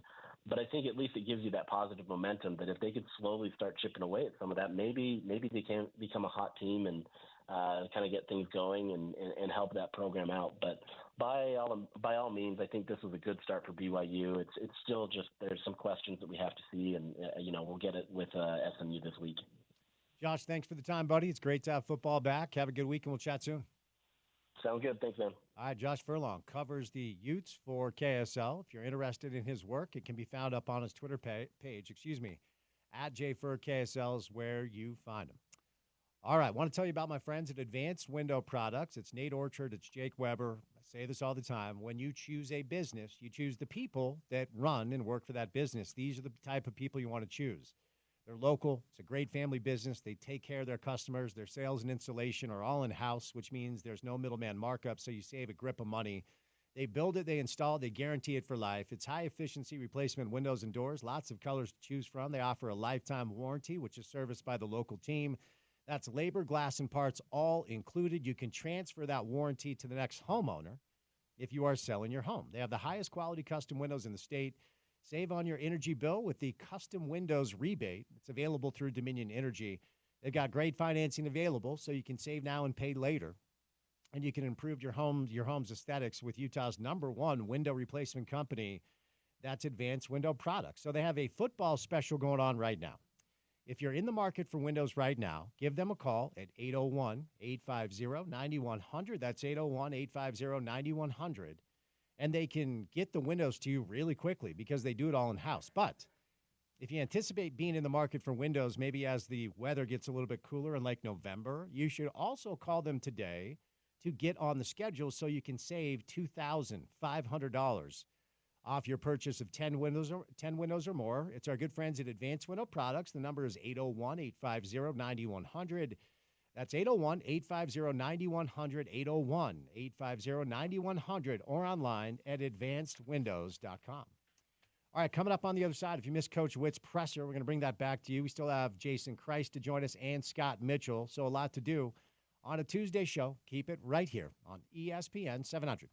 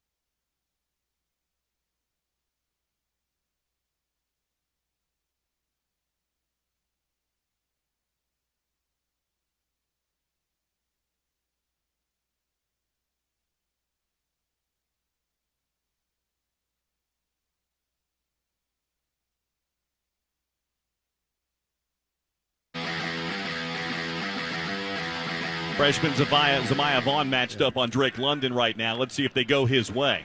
Turn and a give. Ingram. Oh, he's got the next. Make it Darwin Barlow. Second level. And all the way down to the Utah 26-yard line. That's going to be another USC first down. He needed 6. He picked up 7. And they've got another good drive going here just outside the red zone at the 26-yard line. Yeah, and all this is it's just kind of nickel and dime you, and this is where Keaton Slovis is at his best, and Utah's just got to play this a little bit more stout on these throws. Vaughn matched up again with Drake London. Here's that area of the field where they like to throw jump balls to him. They'll shade a safety his way on 1st and 10 from the Utah 26-yard line. Slovis going to look to the sideline now, change the play as he gets it in from Graham Harrell. Barlow moves to his right-hand side. Utah showing pressure, and here they come. Handoff Barlow into the hole, jump cut, just past the 25 and down to about the 22. They're pushing the pile. It's still going inside the 20 and all the way down to the 18-yard line. He was stopped at the 23, and they pushed him forward for 5 more yards. And that's going to be second down and short now for USC. They'll go with tempo now. No subs on the field. They'll snap the ball and hand it again to Barlow straight ahead to the 15, down to the 14-yard line, and that's good for a first down. And they're in the red zone now and in business as USC, and they're not subbing here. They're going with tempo. Utah having to shuffle guys in and out pretty quickly here. As Slovis doesn't huddle up, he just looks to the sideline. First down and 10 USC. Clock running, 5:37 to play here in the first quarter. Scoreless for now. SC threatening right now. Barlow in the backfield. Tight end and 3 wide receivers here for USC. Now they shift into the pistol formation. Slovis now changing the play, turns around and tells Barlow. Takes the snap, turns and gives. Barlow straight ahead to the 10 and falls down right there after a 4-yard gain. Boy, if he kept his footing there, he might still be running. Well, Utah's gone to a 3-man front.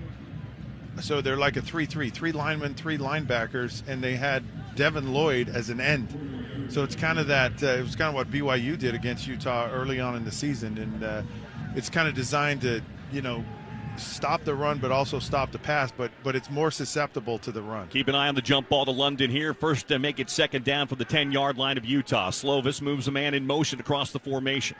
Takes the snap and drops to pass. Looking toward the corner of the end zone. Throws in the flat to Washington instead, and he's wrapped up and taken down behind the line of scrimmage.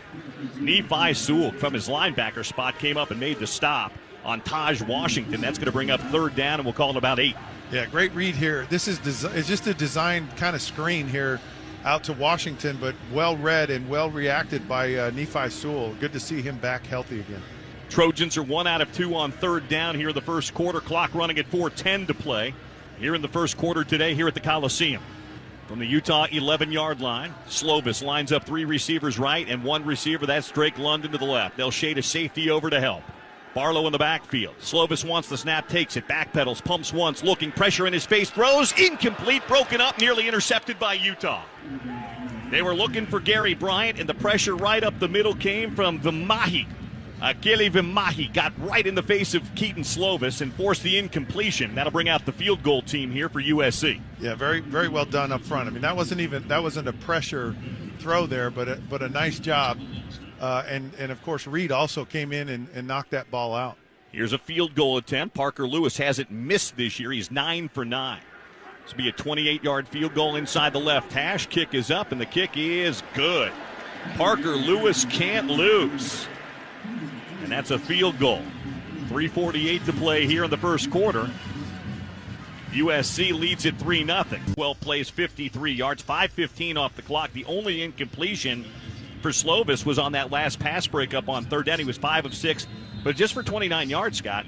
That's a win. If you hold USC to field goals, that's a win. No question about it, especially with a player like Drake London down there. You can throw that jump ball to and get those touchdowns, and Utah did a nice job.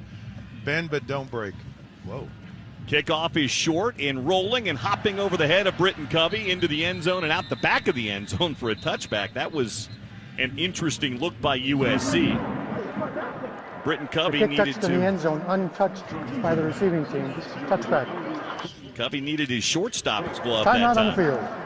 All right, we've got a timeout. 3:48 to play on a beautiful Saturday afternoon here in Southern California. USC 3 and Utah 0. Today's Utah football broadcast being brought to you by Redbox. Latest hit movies at Redbox. Suspense thriller. Conjuring 3, The Devil Made Me Do It. That was always Scott's excuse when he was a teenager getting caught by his parents. Hello, we're the Red Devils. Yeah, you did go to Springville, yes. So the Red Devils made him do it. Anyway, visit Redbox.com for all the ways to watch. I'm Bill Riley. That's Scott Mitchell. Slides down in the Coliseum. Utah 1st and 10. They went 3 and out on their opening drive. They'll begin this one from their own 25-yard line after the touchback. 3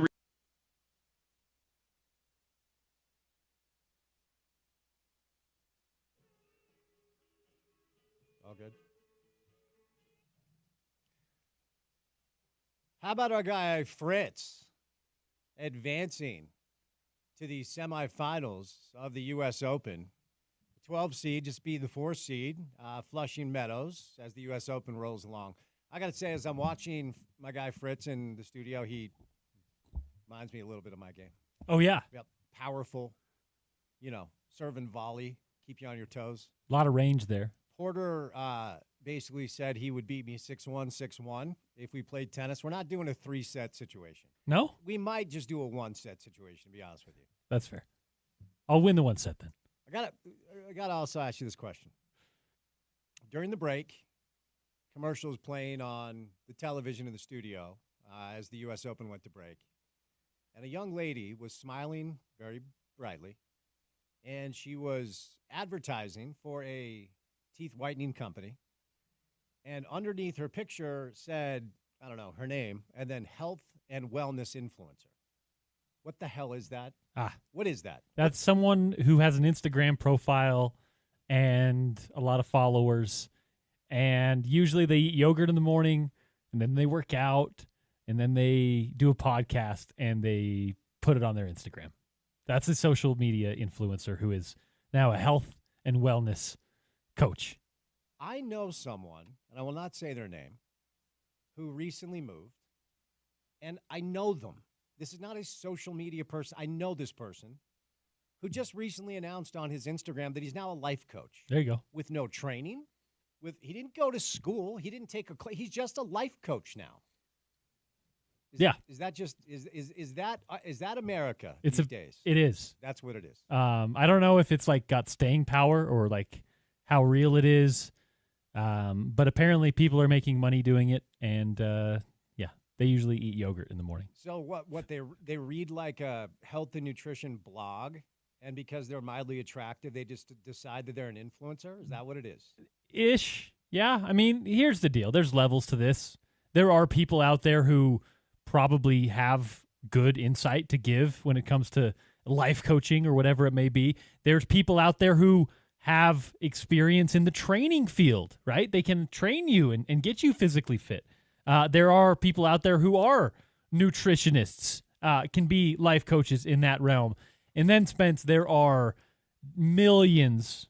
I don't have that stat verified, but there's a lot of people who are full of beep, who are just, they have an Instagram profile and they want to tell you how they live and making an example. You know what? I'm a life coach. There you go. I just am now. Do it. Hit me up. Subscribe. Leave a comment in the section. Ask me a question. I got a code for each and every one of these products that I use. You can get 20% off. I'm not incentivized to sell it. Yeah. But I got a code for you. You can get 20% off sweet green tea. There you go. Use the promo code Spence at checkout. It's kind of what we do, but... No, it's not. We're not offering... If you're tuned into the show for life-changing advice, I've got bad news for you. Basically, what I was saying is what we do is it's kind of, we're plugging time so that we can plug products. That's what they're doing. You know what I have? I do have a $25 gift card available to Farmer and Chemist. Okay. We have 3 of these to give out a week. Okay, we're starting this week. So here's what I'm going to do. I'm going to prove to you that I'm a life coach now. Well, if you're pushing out the CBD stuff, the Farmer and Chemist stuff, we're halfway there. Well, you know what?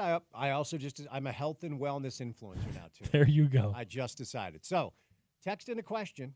You want a little Ask Uncle Spence. That's what we'll call this segment. Because now I'm a life coach, and I also just decided I'm a health and wellness influencer. And maybe one day Porter will go viral. Huh? Because that's what they all want to do, right? It's the goal. 877-353-0700. Ask me a question because I'm now a life coach. And ultimately, I will give you some advice that will help. And if I pick your question, I'm giving you $25 to go to Farmer and Chemist. It's a CBD spot. They're awesome. I use their stuff to sleep and also for my tendonitis in my elbow because I'm an old man. 877-353-0700. Breaking news. If you are just tuning in, I am now a life coach and a health and wellness influencer, and I'm going to go viral. All right, you ready? I stay ready. Nobody wants to hear from me. We do this on Mondays, but of course we were off yesterday.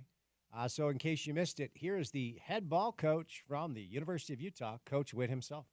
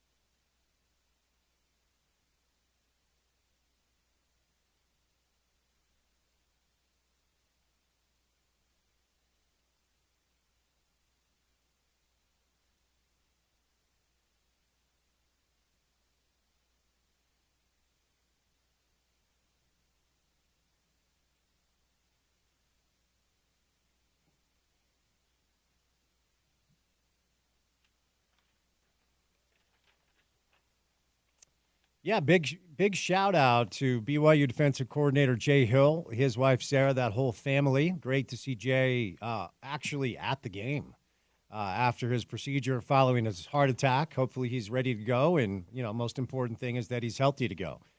So there you go. The head coach of Utah, Coach Witt, who Porter is a great coach, but he's not a life coach. Not a life coach. That's me. There you go. If you guys just tuned in, I've just decided, because apparently this is what you do now. There's a commercial going on during the U.S. Open where this young girl is smiling ear to ear. She's promoting some products for a company that helps you whiten your teeth, and it said she is a health and wellness influencer. And so I've decided that I'm a life coach. So we have some questions coming in. We're giving away $25, a $25 gift certificate to Farmer and Chemist. And you guys need to text in questions you want me to answer. So I'm going to show you why I've just decided on a random Tuesday that I am a life coach. I will tell you this. If you're struggling with muscle soreness, arthritis, or restless nights, try CBD. So I've been using the Farmer and Chemist edibles at night, the CBD edibles at night, because I have this weird thing with my leg. It's restless leg syndrome. And when it fires up, I am up all night. And these things are very natural. They're good for you. And ultimately, they'll help you sleep. And my friends at Farmer and Chemist can help you understand what CBD can do for you. So on this Tuesday, let's bring in Jeff on the program. Jeff, happy Tuesday, man. How you doing? Doing well. How are you? I'm well. I appreciate your time.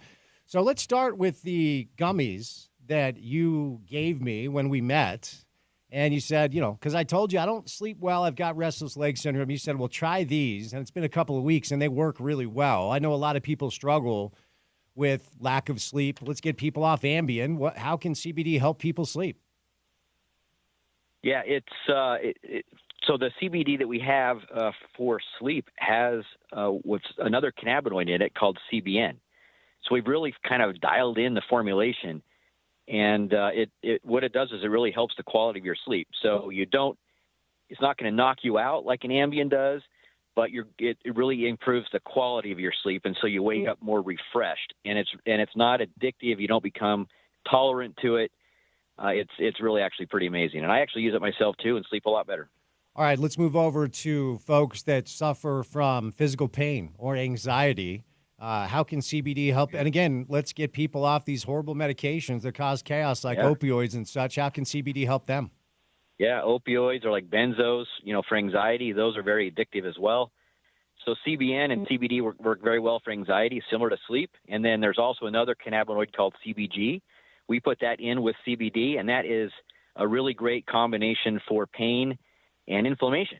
And we have receptors all over our bodies, just like drugs. And these things bind to those receptors and causes an effect very similar to anti-inflammatories. All right, finally, Jeff, tell our listeners what you want them to know about Farmer and Chemist, where you guys are located, the process that you can walk them through to help them understand how your products can help. What do you want our listeners to know today? We are right in the middle of the valley in Midvale, 7719 South Main Street. Midvale's doing a lot of cool things on Main Street, really kind of regenerating it. We're in an old pharmacy. The store's super nice. We have pharmacists on staff. We would love to have people come in and talk to us and find the right product. It's really what I would say is all CBD is not created equal, so you have to find the right stuff. And unfortunately, there's some bad stuff on the market. So talk to pharmacists, come visit, and we will tell you what it works for and also be honest and tell you what it doesn't work for. Jeff, thanks for the time, my friend. We'll chat soon, okay? Thank you. There's Jeff from Farmer and Chemist. It's a really cool spot out in Midvale. You should go check it out. So we have a $25 gift certificate for you guys to spend on some CBD products. Like I said, I use one to sleep. It works really well. If you have arthritic pain, if you have anxiety, they have pet product, as well. $25 to the person who sends in the best question that all answers, since I've just decided that I'm now a life coach. Porter, will you please create an Instagram, a TikTok, a Facebook, a Twitter to support my new endeavor? Can you do that during the break? Spence Wellness with Spence. Ooh, I like the sound of that. Yeah, I'll get on it. Okay, so yeah, I'm a life coach now. Do you want to? What do you want to be as of today? Just be something. I guess that's the deal now. That's fair. I'm a life coach. You can't take mine. I'm a tennis player then. Okay, congratulations. Thank you. My dream. Porter's a tennis player. I'm a life coach. What do you guys want to be? Dream big on a Tuesday. Apparently all you need is a social media channel, and you just decide you're a thing, and then people start asking you questions. I'm giving out advice today. Somebody's asking me how to get better at banjo. Good question. Somebody has texted and they fall and they can't get up. Not a great question. Maybe we'll get to it. Another number for that. Yeah, somebody is texting in that they want life coaching on how to become a life coach. Okay. I like that now one. We're talking. Before we say goodnight at 6, I'll answer a question. We'll give you $25 to Farmer and Chemist. Text them in at 877-353-0700. All right, 2 hours down, 2 hours to go. Coming up on the other side, Scott Mitchell stops by. Then it's Jason Kreis, Bill Riley. We say goodnight at 6 right here on ESPN 700.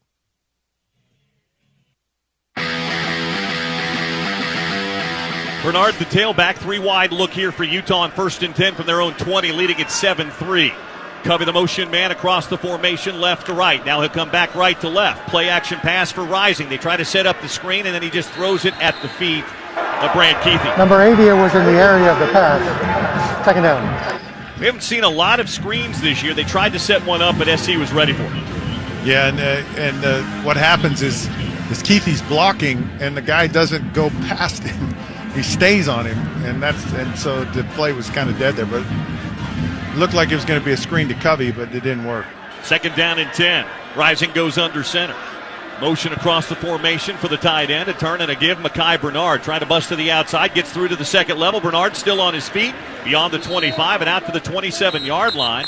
Good run that time by Mekhi Bernard, but a flag down behind the play, and this is going to be holding on Utah. Oh, maybe. Wait. This might be on USC. Holding. Number 49 of the defense. Oh, wow. This 10-yard penalty will be added to the end of the play, resulting in a first down. You don't see it often from a lineman on defense, but Tuli Tuipulotu grabbed somebody, an offensive lineman, on the inside that time. That'll be an automatic first down. Yeah, and typically you see that on pass plays. But sometimes these defensive linemen, they try to hold when they're going to have a double team block, and it makes one guy not be able to do it. You do not see it very often. But when you do, it's a big deal. Yeah, Bailey and Howard to the right-hand side here. 2 tight ends in the ball game. Tavion Thomas the back of the ball game now. As Keithy goes in motion, Rising under center, a turn and a give. Tavion Thomas, not much there. Tavion running with both hands around the football. He's had fumbling issues, and he gets cut down right at the line of scrimmage for no gain. Yeah, and it's good to see him back in the game. I'm sure he spent the whole bye week with a football taped to his body. Probably slept with it at night, but good to see that he ran and didn't fumble. Raymond Scott made the tackle. Raylan Goforth not in the game yet. He has to sit out the entire first half. He got ejected for targeting in their last game. 2nd down and 10 for the 36-yard line. Hand off straight ahead. That's Mekhi Bernard. Not much there. He picks up 2 to the 39-yard line. And a flag comes in after the play. And this one's going to go against Utah, I think. I think it's going to be an unsportsmanlike after the play, Scott. It is. After the play, unsportsmanlike conduct. Number 55 of the offense, his first of the game. This is a 15-yard penalty. The down counts. It is 3rd down. Just kind of a dumb play by Nick Ford. He shoved the guy and knocked him backwards and almost knocked him over after the play. So now instead of 3rd down and short or 3rd down and manageable, you've got 3rd down and it's like about 20. Yeah, and it really is a dumb play. And you have a team like USC that's on the ropes. You can't give them any way back. 3rd down and 23. Utah, we'll see about a 4-man rush here from SC. Plenty of time for Rising. Going to step up away from the pressure and then go down.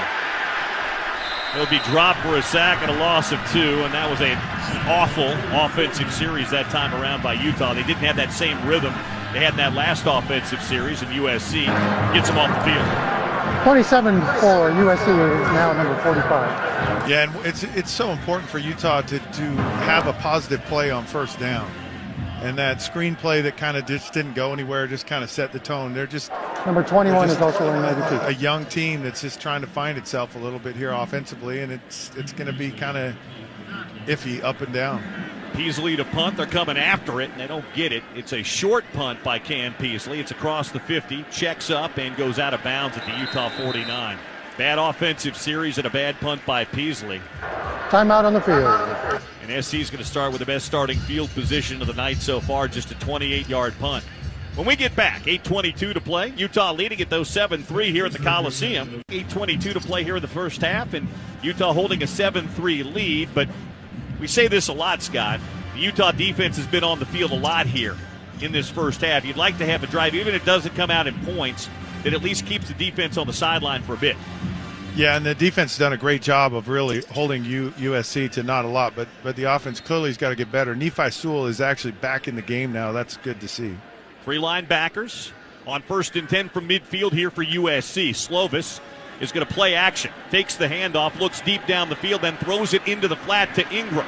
Ingram going to be wrapped up and taken down on a terrific open field tackle on the outside there by Kamoy Latu after a gain of about 3 to the 47-yard line. Good. That's not an easy tackle to make. No, great tackle, and just a nice job of just committing to the tackle and going for the legs is a nice job there. 2nd down and 7 from the Utah 47-yard line. Ingram stays in the ball game. Tight end in the left slot. 3 wide receiver look here as Keaton Slovis changes the play with 10 on the play clock. Utah with 7 in the box right now as they turn and give it to Ingram. Ingram into the 45 to the 43-yard line. And down to the 42 or close to it goes Keontae Ingram. He's going to be shy of the first down by about 2 yards. It'll bring up 3rd down and 2, and USC's going to go with tempo now. Slovis goes under. Nope, he stays in that shotgun. And he turns and gives it to Ingram, who bounces to the outside. 1st down yardage and down to the Utah 33-yard line. He needed 2. He picked up 8.5. That'll be a USC 1st down.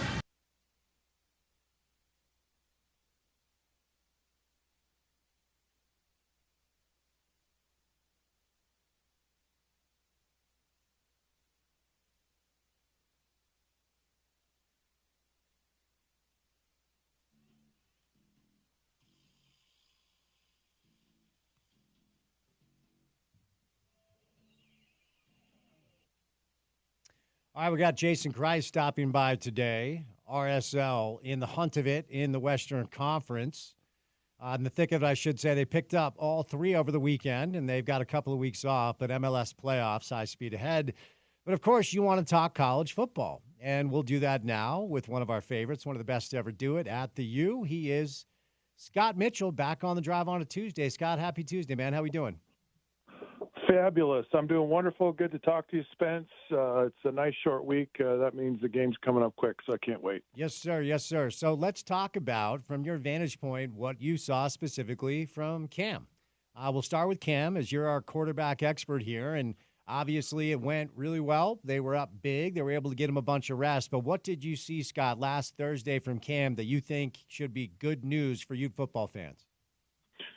Well, it's one thing that he's just been able to do from the very moment he got in under center, and that's extending plays, either running or moving in the pocket. He's got great awareness down the field for whatever he needs to do. You know, it doesn't get tunnel vision, doesn't lock his eyes, and you just saw that. He couldn't help do it. You know, it's just kind of in his DNA. It's who he is. Everyone holds their breath when he starts running now. And he's just really good at that. And it's so huge when you're trying to get consistent with your offense. Your offensive line is playing okay. Guys are getting off blocks or they're missing guys or whatever. And he's the great equalizer for an offensive lineman. You know, you have to love it because he can get you out of a lot of bad situations. And he's done it consistently throughout his whole time at Utah. And it showed up again on Thursday night. But the thing I think was, you know, yeah, he played great. He had great stats, all that stuff. But everyone wanted to see, can he take a hit? Can he play where he's not, you know, pensive, or because you can't play timid and you can't play defensive when you play. You just can't, or you will get hurt. And so to see him take some good shots, not necessarily unnecessary shots, but some good ones.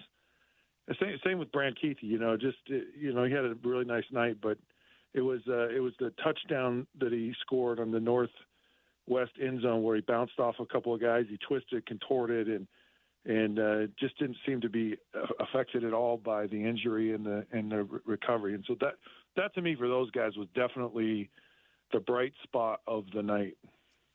So when it comes to the dynamic of Cam running, whether it's by design, which it doesn't sound like it's going to be a lot, or the situations we saw versus SUU when it was more of like a tuck and run situation when he felt some pressure. Did you, because it was interesting, Scott, on the broadcast that I rewatched after the game, they had a moment where, Cam ran, he got hit pretty good. Then they showed Coach Witt, and he didn't look all that happy. Then walked over to Cameron, and then they were kind of laughing like they exchanged some pleasantries or what have you. And then during his media availability, Coach Witt said that there was not a lot of problematic decision-making from Cam as far as his decisions to run. Now, we're all knocking on wood because for Utah to win the Big 12, go to the CFP, 7 has to be under center, which means he has to be healthy. From your vantage point, did you see any scenarios or situations where you would have preferred he throws it out of bounds or get down juxtaposed to his decision to tuck and run?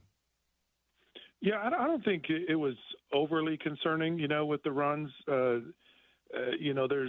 There always something can happen when you expose yourself to contact and you do it repeatedly.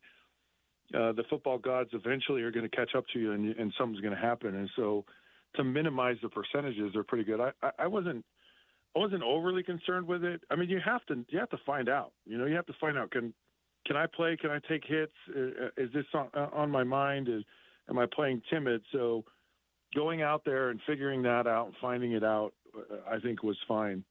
The thing that's still hard for me, aside from contact, is because they were so explosive and they scored so quickly. It was hard for the offense to get any continuity to it, and that to me is more of an issue.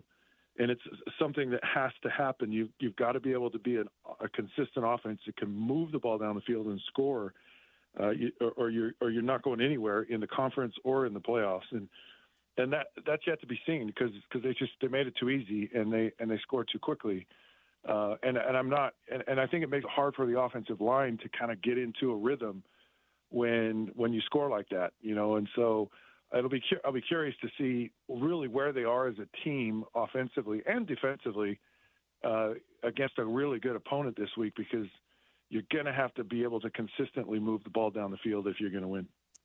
Any concerns? It's so hard to break down exactly what Thursday meant or means because, to your point, they were so dominant and just ruthless early on until the third and fourth stringers kind of took over that it's hard to know what's real and what's not. I mean, I think it went to script. But is there anything, Scott, from your paradigm, your prism that you saw that is a little bit concerning? You cleaned up prior to Baylor coming in town on Saturday.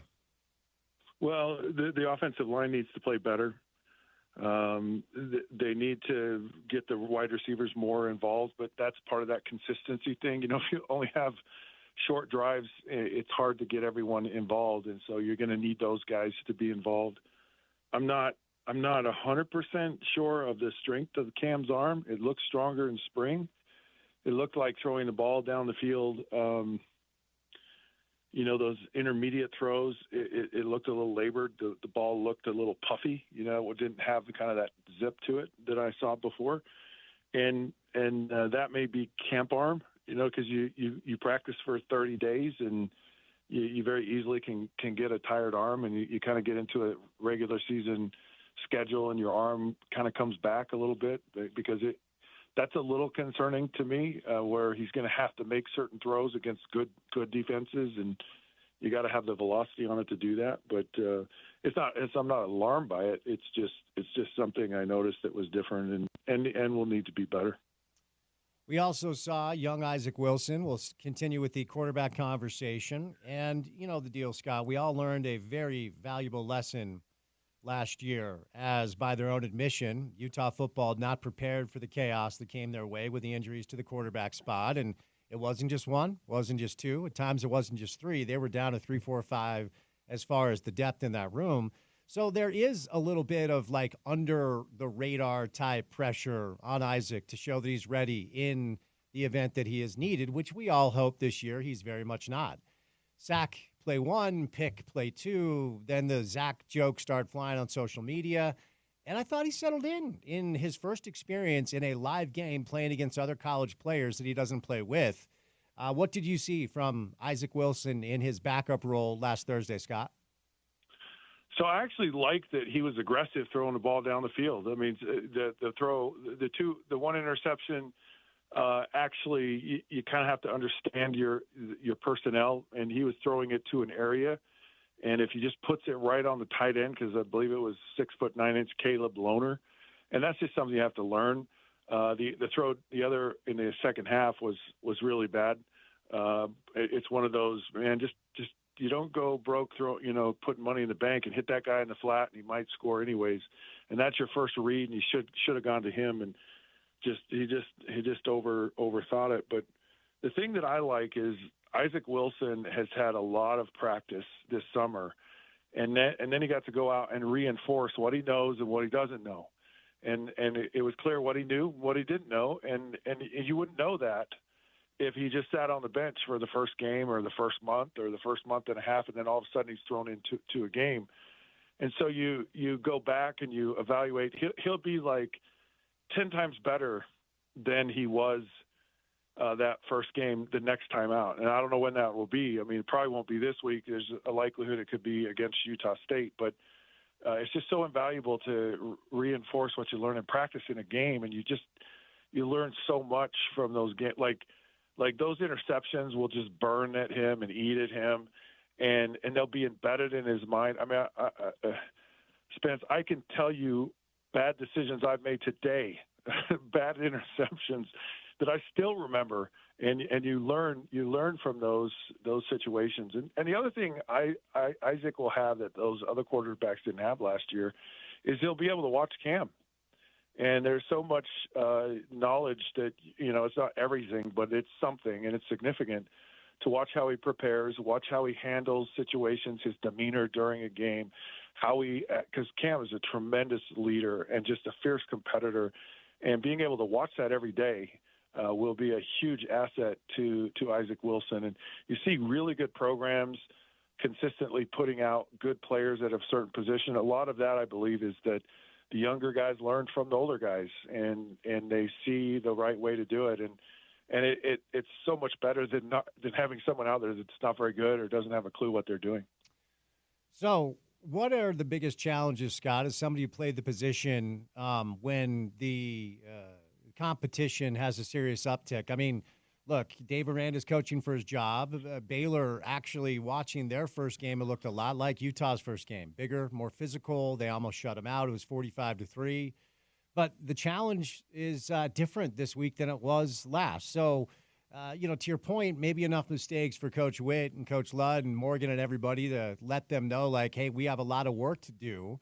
But you come off a drubbing like that, and maybe you're feeling good about yourself, and Utah's a 2-touchdown favorite against Baylor. I don't think anybody believes that they're going to, stub their toe the week after such a dominant performance. But what are the challenges this week to get ready now that the competition is a lot different starting on Saturday?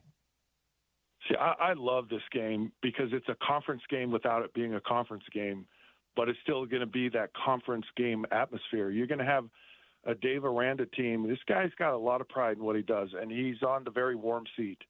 And he's not happy about what happened in Baylor last year with Utah. And Utah is now the conference foe who everyone likes and has the target on his back. So you're going to see a highly motivated Baylor team in your second non-conference game, which I think is great for Utah to have to face that kind of competition, that kind of energy, the kind of athleticism. Baylor's got some dudes, and you get that in a game that doesn't count. And I mean, it does count, but it doesn't count. It's going to be a good test to really know who you are on both sides of the ball. And I like it, being a non-conference game because then you have another week to go back and figure out, okay, what did we do right? What did we do wrong? And then you really know who you are and who you aren't. You're not going to have any clue if you're playing, even a Utah State and that kind of opponent. So I love that it's a non-conference conference opponent. It's going to be a great atmosphere, and you're going to get the very best of Baylor, whatever that is. And I don't know. I mean, the quarterback's very athletic. They're athletic on defense. They've got speed. They get after it up front. I mean, it's a lot of almost a mirror image of how Utah is built. It's a very defensive-minded, tough, physical, in the trenches, stop the run the football first mentality, and it's just right out of the Kyle Whittingham playbook. So it's two programs really mirroring each other. And when you're a team that's supposed to win it, you show up every week. And so this will be a good test to see where Utah is mentally. Do they have that champion mindset of showing up? If not, watch out, because Baylor is no rollover, and it's not going to be a cupcake game at all. It's interesting you bring up the physicality of Baylor, and maybe I may have asked you this a couple of weeks ago, but I heard it again today when I was listening to a week one recap of the Big 12, which is, Utah was the bully on the block in the Pac-12, and nobody in that conference, with the exception maybe of a Washington here or there, certainly Oregon a year ago, but not many teams in the Pac-12 year in and year out had the physicality that Utah always has. It's their calling card. We know the deal. They don't run from it. They actually embrace it and talk about it. But is it your understanding that Big 12 football has several teams that, according to some, are Utah's peers physically with the physicality, or do you believe Utah still kind of stands on their own, even in this new conference, with that dynamic? Well, there's a formula for having success when you can't recruit like elite athletes, like the five-star guys, like the Alabamas and Georgias, and you could even say Oregon and Washington and USC in the Pac-12. And Stanford figured this out, and Kyle Whittingham figured this out, and Ron McBride figured this out, and a lot of other people, that if you can hold up in the trenches, you can find enough skill guys to kind of compete with you. But if you can't hold up in the trenches, you got no shot. So you've got to be strong internally, and Utah found out how to do that. Stanford found out how to do it. It's hard to recruit to Stanford because you got to be super smart. And it's hard to recruit to a lot of these places. And so people realized if we can shorten the game, if we can at least hold up in the trenches with these other teams, we're not going to just get run over, and play to our defense and not turn the ball over offensively, and give yourself a chance to be in close games and find a way to win it in the end. That was the Kyle Whittingham formula, and it's worked well. It was what really got them through the Pac-12 early on, and then they started getting some of these athletes and getting a good quarterback and getting some good running backs and skilled people, and even in the secondary, and then they were on par with these teams as far as the athleticism, or close. They're still maybe a little bit away from that from an athletic standpoint. But you look at the Big 12, every program's like that. All the blue bloods left to the SEC. I mean, the Oklahomas and the Texas who can get all these great athletes are gone. So all these other conference foes are like, look, let's do it like them, because then we at least have a shot at this. And the other alternative is just like, let's just get in a track meet. We're just going to throw the heck out of the football. We'll do the spread offense, like what Mike Leach did at Washington State, and it's really what Lavelle did at BYU.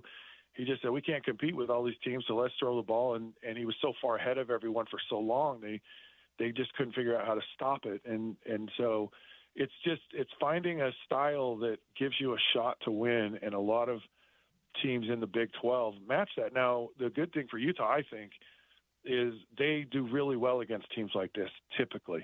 When they face these tough physical teams like to run the ball first, it typically, like I see teams like that on the schedule, and I actually go, I like it better. I get really nervous when they spread us out and they start throwing the ball all over the field.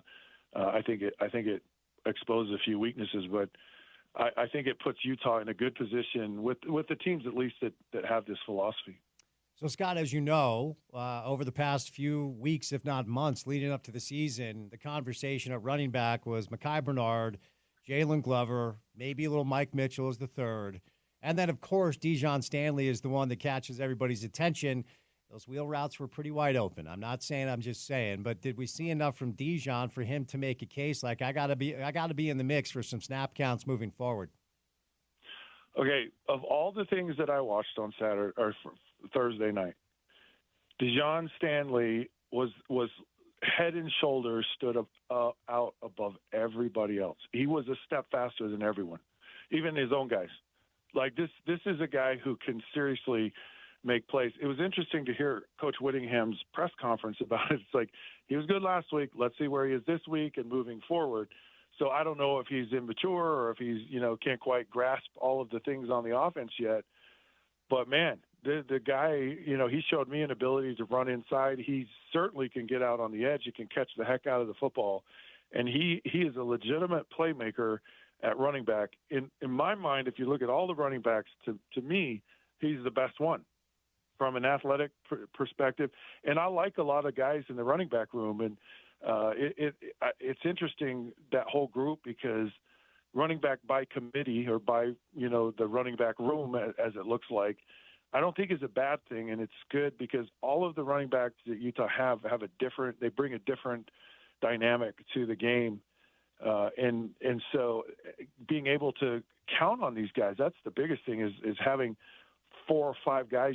I can put this guy in the game and he can handle whatever he needs to handle. But you get that constant, you put so much pressure on the defense when you have fresh legs, and you can have fresh legs for the entire season. You're not going to wear out a running back when you got 5 or 6 of them that can play and play well. Now, one guy may not stand out above the rest, but you're going to get great production out of your running game because of the freshness and the unique abilities of these running backs. But to me, Dejon Stanley, that was the bright spot on the game the other night. And quite frankly, I can't see them holding this guy back, man. You got to get him more touches and create more opportunities for him to go out and make plays. Any concern that we saw 2 catches from Dorian Singer? And you can tell I'm reaching here. They won 1,000,000-0. All right. And so right. It's sports talk radio. You've been doing this for years. You know the drill. But we did hear a lot about Dorian prior to last Thursday. He gets 2 catches. Just give me your thoughts on that, Scott. Well, and that's what I said. The fact that you scored so quickly, you just can't get everyone involved. And you're only playing half a game, so you just that's a great night. 2 catches for that scenario, where you're scoring big and you're only playing half the time. There's a lot of talent at that wide receiver position, and Dorian Singer is going to be right at the top of that. Money Parks is a great player. Micah Pittman, they just didn't. Cam missed Micah Pittman on a play that would have been a touchdown, and he just missed that throw. So there are going to be a lot of guys. It's a lot similar to the running back room. You got a lot of guys that can give you production, and you're going to get a lot of fresh legs and a lot of mismatches. I think not only ones. I mean, you could say that with the tight ends. I mean, Landon King is a great tight end, and he didn't see the ball hardly at all in the game. And then you have Caleb Lohner. He's kind of this mysterious, freak, 9 foot or 6 foot 9 inch, jump out of the gym basketball guy that actually has an aptitude for football, and that gets exciting. And I said this on the broadcast. I said, I just hope they can keep everyone happy at the end of the day, because there's just not enough footballs to go around for the talent that's on this team. Scott, you're the man. Appreciate the time on a Tuesday. Always great to have college football back. We'll chat soon. Thanks, buddy. All right, you got it.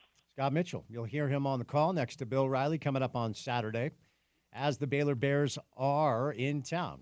I want to tell you about my friends at Diamond Coat Premium Home Siding. They're new here along the Wasatch Front, and you won't believe what they can do to your home's exterior. Diamond Coat Siding's next-generation system delivers the exterior transformation you deserve to level up the neighborhood standard. They're the total design solution that shows your personal style with endless styles and colors for limitless customization. And their 30-year no-fade warranty means your vision will last for decades to come. Design beyond limits, beyond expectations with Diamond Coat, now available in the Salt Lake City area. It's premium home siding, limitless potential, endless styles and colors. They are your design solution. It's year-round weather ready, which, guess what, is important here in Utah. Durable in all seasons. Discover more at diamondcoatsiding.com. That's Diamond Coat. Code is spelled Kote, siding.com.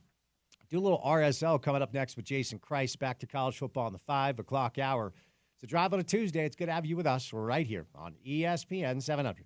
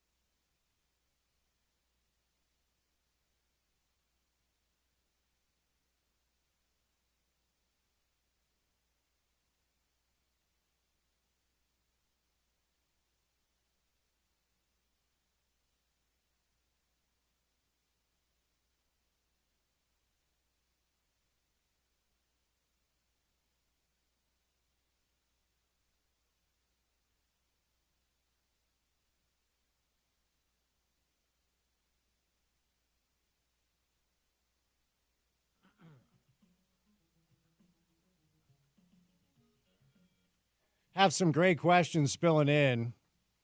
If you guys missed it from the show earlier, I'm now a life coach. Yep, I've just decided to be that because I didn't know, but this is America now. If you have a social media account and you read a book about like health, you can be a health and wellness influencer. I don't even know if you need the book. You just need the account and to claim it.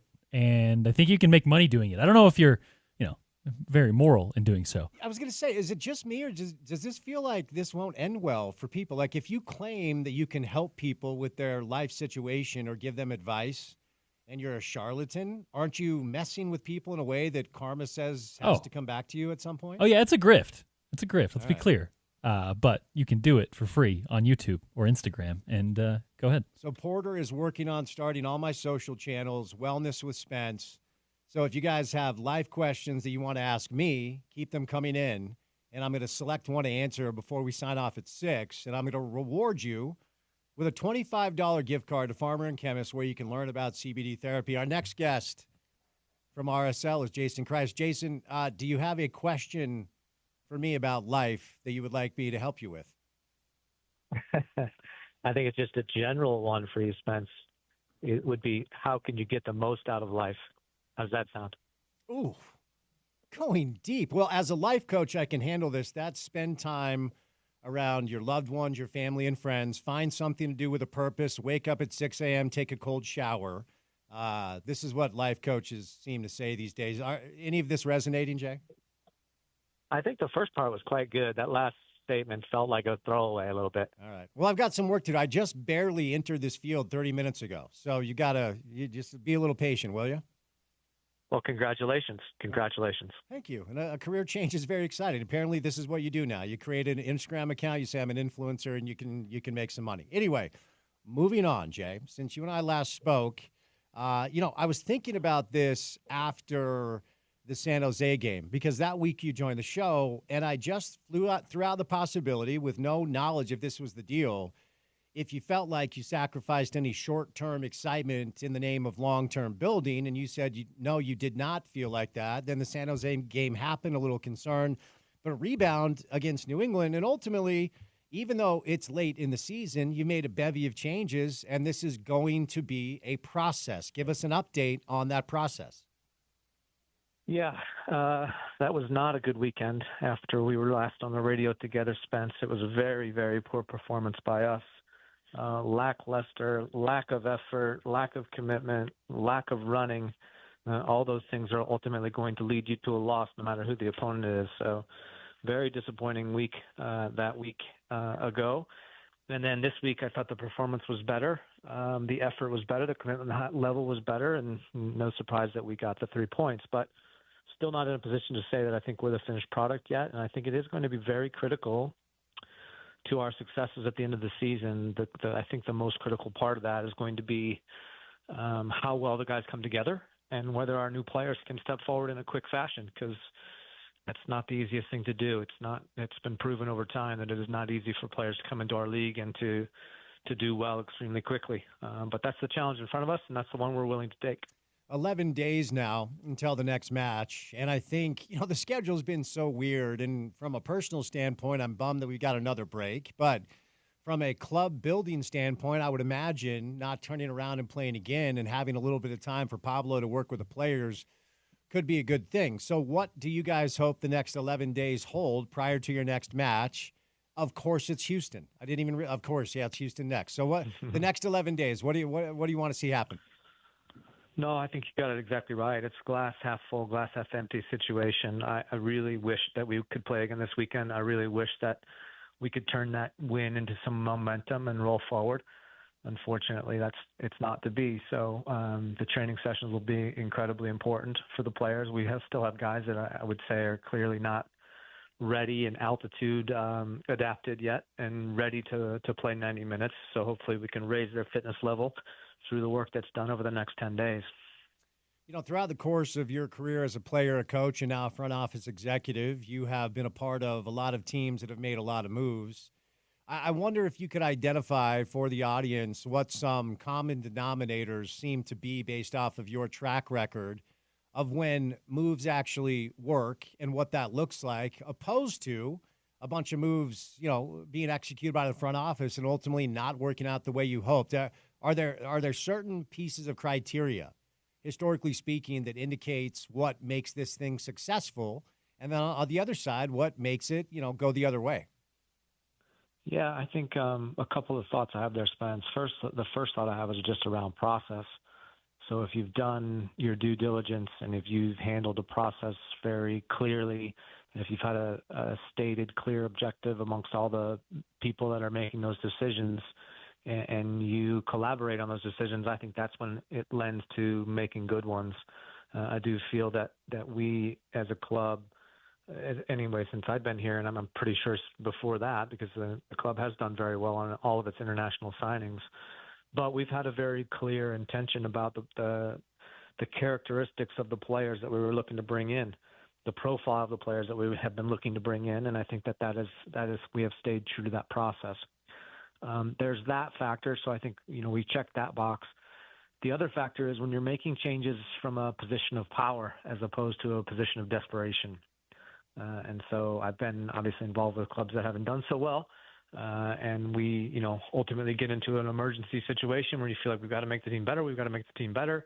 And then that's when you get forced into ignoring your process a little bit and just making moves out of desperation. And ultimately, we should be fortunate that at Real Salt Lake we've had a very good year. And we've been making these decisions from a place of power. So I wonder, based off that answer, what you could share with us about the process that landed you on Diogo. And it's pretty clear to see game one was tough, but game two, it was pretty clear to see the quality. And he had a couple of through balls played to Anderson.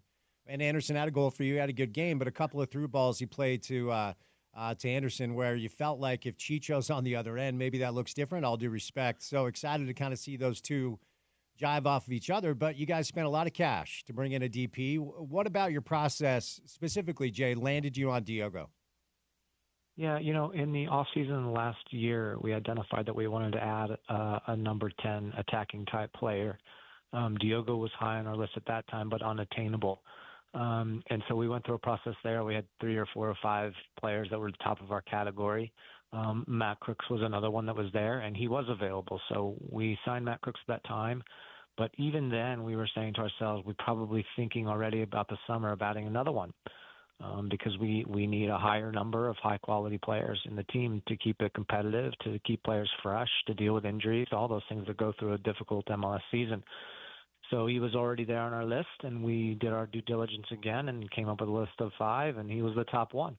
And this time he was available, and this time ownership was ready to spend the money to pay for the transfer fee. So everything kind of lined up for us, and I think you've got it exactly right again, Spence. You're just right. So often it's incredible. That's well said. It makes sense that you're a life coach. That's well said.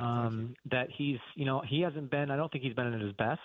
And as I was watching that game the other night, was thinking all along, I think if Chicho's on the field, he's got 2 or 3 goals by the end of this one. And so I'm really looking forward to what that relationship looks like going forward. You were very, you were very forthright, direct, and honest, which I've always appreciated about you, about maybe some things about Andres Gomez that we did not know prior to moving him on to a club in France. What we do know is that he was having a hell of a year, and he's a really, really good, productive player and was for Pablo with 13 goals and 9 assists. 2 matches without him. What's the progress looking like replacing what he was able to do for you out on that wing? Yeah, I don't think we've established a perfect replacement for him yet. I think obviously the first one was played by Michael Chang, who's a veteran player that's more of a spot duty player for us. I don't think that he's a starting caliber player over an entire MLS season. And then this past weekend we looked at Lachlan Brook. And I think Lachlan had some really interesting moments for us and created a couple of good things and was close to a couple of others. But he's a guy that, as I said earlier, from an altitude perspective, he's not nearly adjusted yet. And so he was dead, I think, after half. He managed to last another 10 or 15 minutes, but that was all he could give us. The Polish player is the one that we've signed with the intention to be the replacement for Andres Gomez. That's Dominik Marczuk, and he was able to only play about 20 minutes the other night. So that will be, I think, a hotly contested spot for us to figure out who can be the Gomez replacement. And ultimately, you've identified another correct idea, in that it's going to be difficult to replace the numbers of goals that Andres gave us. But I think we may have benefits in other areas that outweigh the loss that we have by not having Andres in our team any longer. I almost texted you during the San Jose match because prior to that game, you joined the show, as we've already talked about, and I asked you about your confidence level in the keepers that you have and the task that they have to keep you guys in games. And once again, you were very honest, and it was not a great night for Zach. Gavin had a pretty good match. Well, it's a shutout, so it's a good match against New England. But, you know, if you guys are going to win the thing, man, you know the deal, Jay, and everybody knows the deal. That spot in soccer, it's kind of like hockey. You compare it to a quarterback in football. You get a hot keeper, everything can change. We saw it with Ramondo and others back in the day. So I want an update on where you guys are at with the club, with the two options you have in goal, with the stretch run of the season ahead of us now. Yeah, I'll tell you, this is a situation that I haven't really been around too often, to be honest. Spence and I have been around a while. But we came into the season with a clear intention to give Gavin games. And when I say give it, I mean we're not just going to hand it to him. He had to be looking in form and ready. But we have a very high, extremely high potential, also potential European transfer fee type goalkeeper with Gavin. And so we wanted to use this year to get him a certain amount of games and a certain amount of minutes with RSL as opposed to with the Monarchs, so that we could move his development forward. We do feel that he is the future starting goalkeeper for Real Salt Lake. And it has always been a little bit more a question of when and not if. And then just going over the past couple of weeks and really the majority of the season, it's been difficult because we've been rotating him in and out. And now after the San Jose game, the decision was made, okay, now is Gavin's time.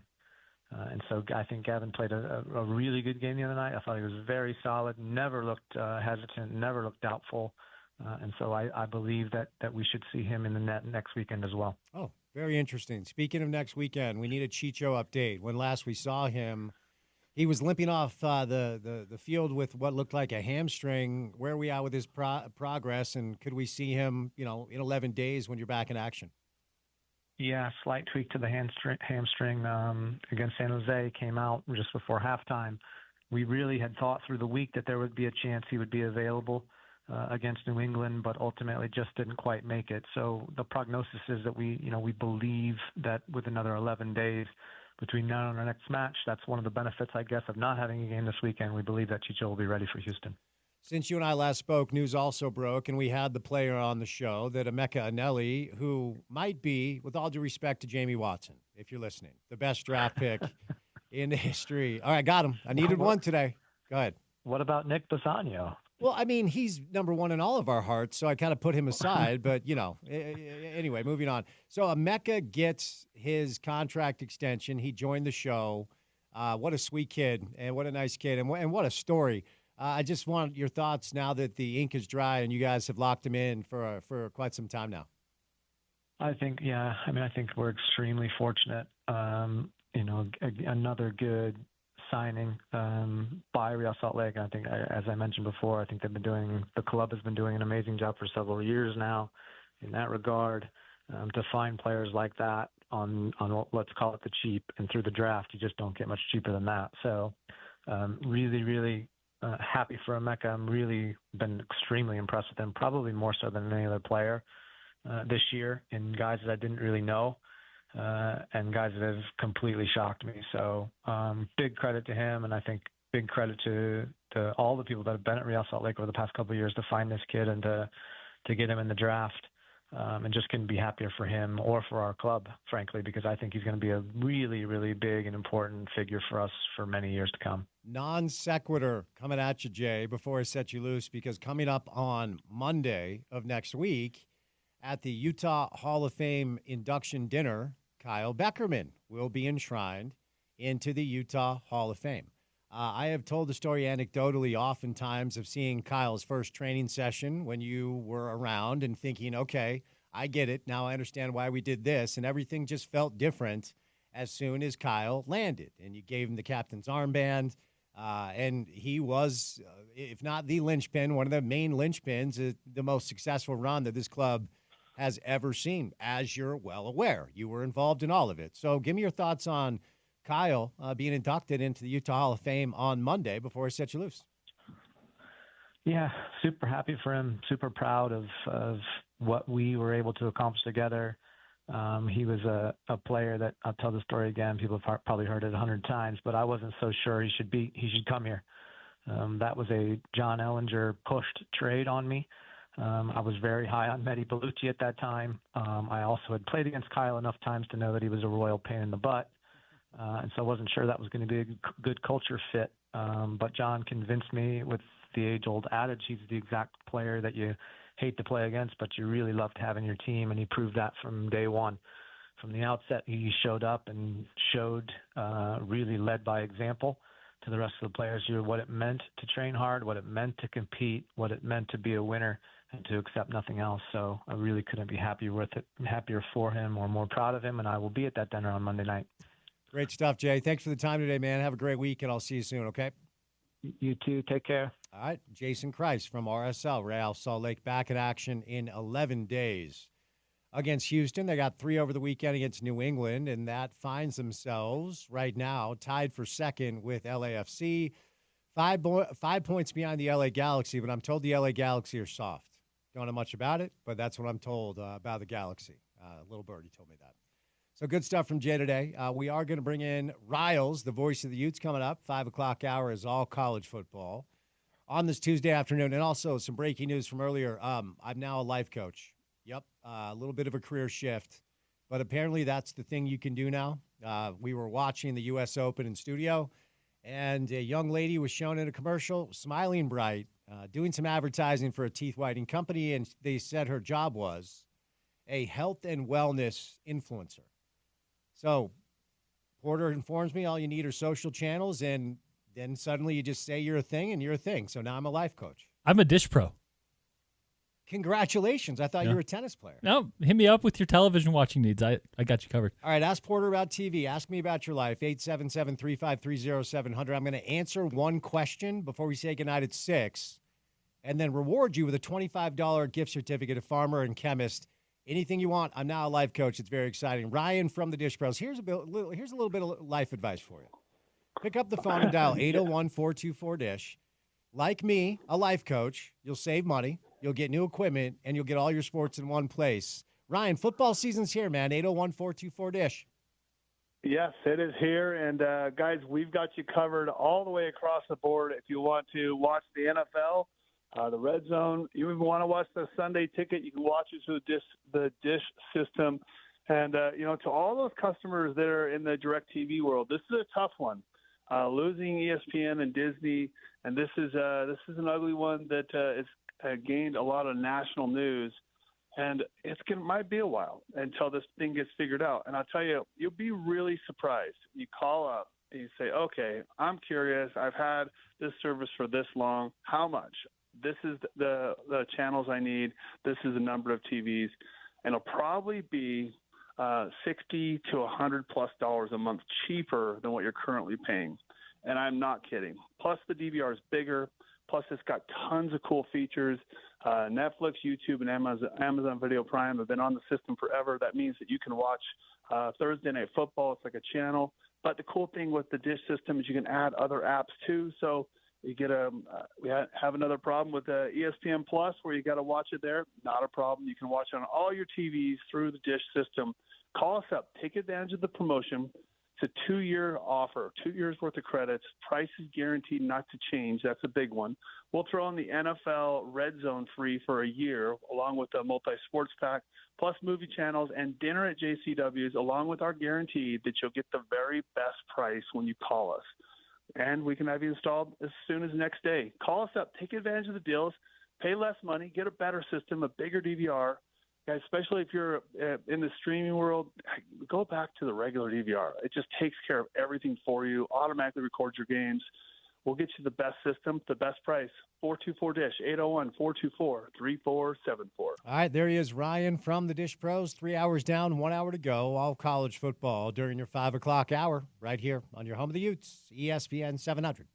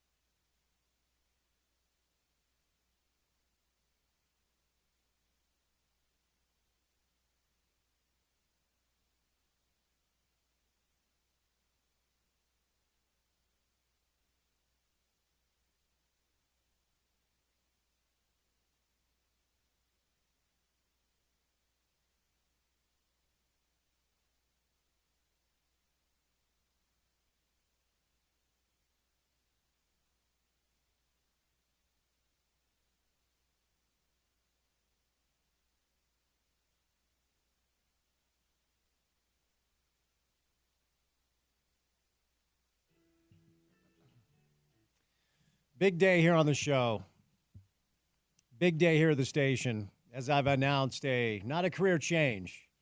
I'm just adding a tool to the tool belt as I've officially become a life coach as of today because I've learned what you need to do. You know, I'm old school, so when I was growing up, I was taught that doctors and therapists and social workers and psychiatrists had to go through years and years and years, sometimes decades, of rigorous training in order to actually legitimately believe that they can help people improve their lives. Now I'm told all that school's a waste of time, all that money's a waste of time. You need social channels, and you just need to say it out loud, and you become that thing. So today you became a tennis player and a dish pro. Anything else you want to become before we say goodnight? That's a question I need a lot of time to think about. Well, maybe you can just join my business. You want to be my assistant life coach? I'm good with the tennis pro. I'm good with the dish pro. I'll help you out with both of those things for now. But if I come up with another grift that, I don't need credentials for and I can just put on my LinkedIn or my Instagram bio, I'll fill you in. Look, here's the deal, guys. Get 8 hours of sleep. Eat healthy, real foods, organic. Get some protein in, get some lipids in. Okay. Get a little sunlight in the morning.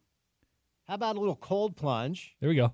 Read 15 minutes of a good book every day. Reach out to someone every day to say that you love them, and then practice gratitude. You know what I just did? I think I just solidified my place as the preeminent life coach in our market. Deliberate cold exposure, Spence. That's what I'm saying. It can't just be a cold plunge. You need to be my assistant life coach. Okay. I can do that. Meditate, practice breath work, and manifest your reality, whatever that means. Yeah, you sound like you're well on your way. I am. So here's the deal. I told you I'd answer as a life coach, I told you I'd answer one question today to give you $25 off, or a $25 gift certificate to Farmer and Chemist. So, Porter, here's the one we're going to go with today. Shout out to all the questions coming in. Just real quick, rapid fire. If you want to get better at the banjo, you got to practice it. You fall and you can't get up, just stand up. Ultimately, we're going to do this one today. So, Porter, I want your instant reaction right off the top. Texter 6424 says, how do I convince my wife that season tickets are good for my health? What do you think? Ooh, I've got one. The only season tickets that are likely left, they're going to be up there a little bit, maybe even standing room only. That's a lot of steps. If you're at Rice Eccles, like me on last Thursday, in fact, I can go check, got 16,000 steps just at Rice Eccles. Okay. So get your season tickets, get standing room only, maybe get some nosebleeds, and don't touch the elevators, my friend. And win-win. Win-win-win-win. Like Michael Scott would say. So as the life coach on staff, I'll just add, balance is important, and season tickets for Utah football, time you can spend with your friends, time you can spend with other football fans, and that gives your wife time to do things that she wants to do, and then you come back together as a united couple after the game and enjoy some free time. Life coaching. Hit me up. So yeah, that's the big announcement today, that I'm now a life coach, because I guess that's how the world works. All right, Porter, let's get out of here for this Tuesday, but obviously a busy show the rest of the week to get you ready for game day. What comes our way on a Wednesday edition of the program? Yeah, on Wednesday edition, Kyle Bonagura joins the program. We're going to have Kyle weekly-ish, maybe bi-weekly during the football and the close of the MLS season. Of course, he's kind of doing double duty for ESPN there. We're going to chat with our guy Pablo Mastroeni of RSL, of course, coming off of a win over New England. Aaron Falk stops by the program, the sports lead for the Salt Lake Tribune. We'll have some of his guys rolling through later in the week as BYU and Utah gets going. But Aaron will stop by tomorrow, and we'll bring back some of our friends from Pro Football Focus, the PFF interview, back on the drive. Week 1, pro football, the NFL is back, which obviously is great news. So join us for that on a Wednesday. And with that, we will say goodnight. Special thank you today to Bill Riley, Josh Furlong, Scott Mitchell, and Jason Christ. For any of the sound you may have missed from the show, head to the website. It's ESPN700sports.com. definitely download our mobile app and take us on the go. It's great for Ute Game Day. It's how I listen to our station throughout the course of every single day. It's the ESPN 700 app that's available in the App Store and the Google Play Store. Then finally, for what we do in our space every afternoon for 4 hours, check out our podcast page. It's called The Drive with Spence Checketts. That's available wherever you get your shows. Subscribe, rate, review, give us a nice rating, all the stars. It actually does help. For Porter, I'm Spence saying goodnight. Have a great Tuesday evening. We'll talk to you on a Wednesday show. As always, you can find it right here on ESPN 700.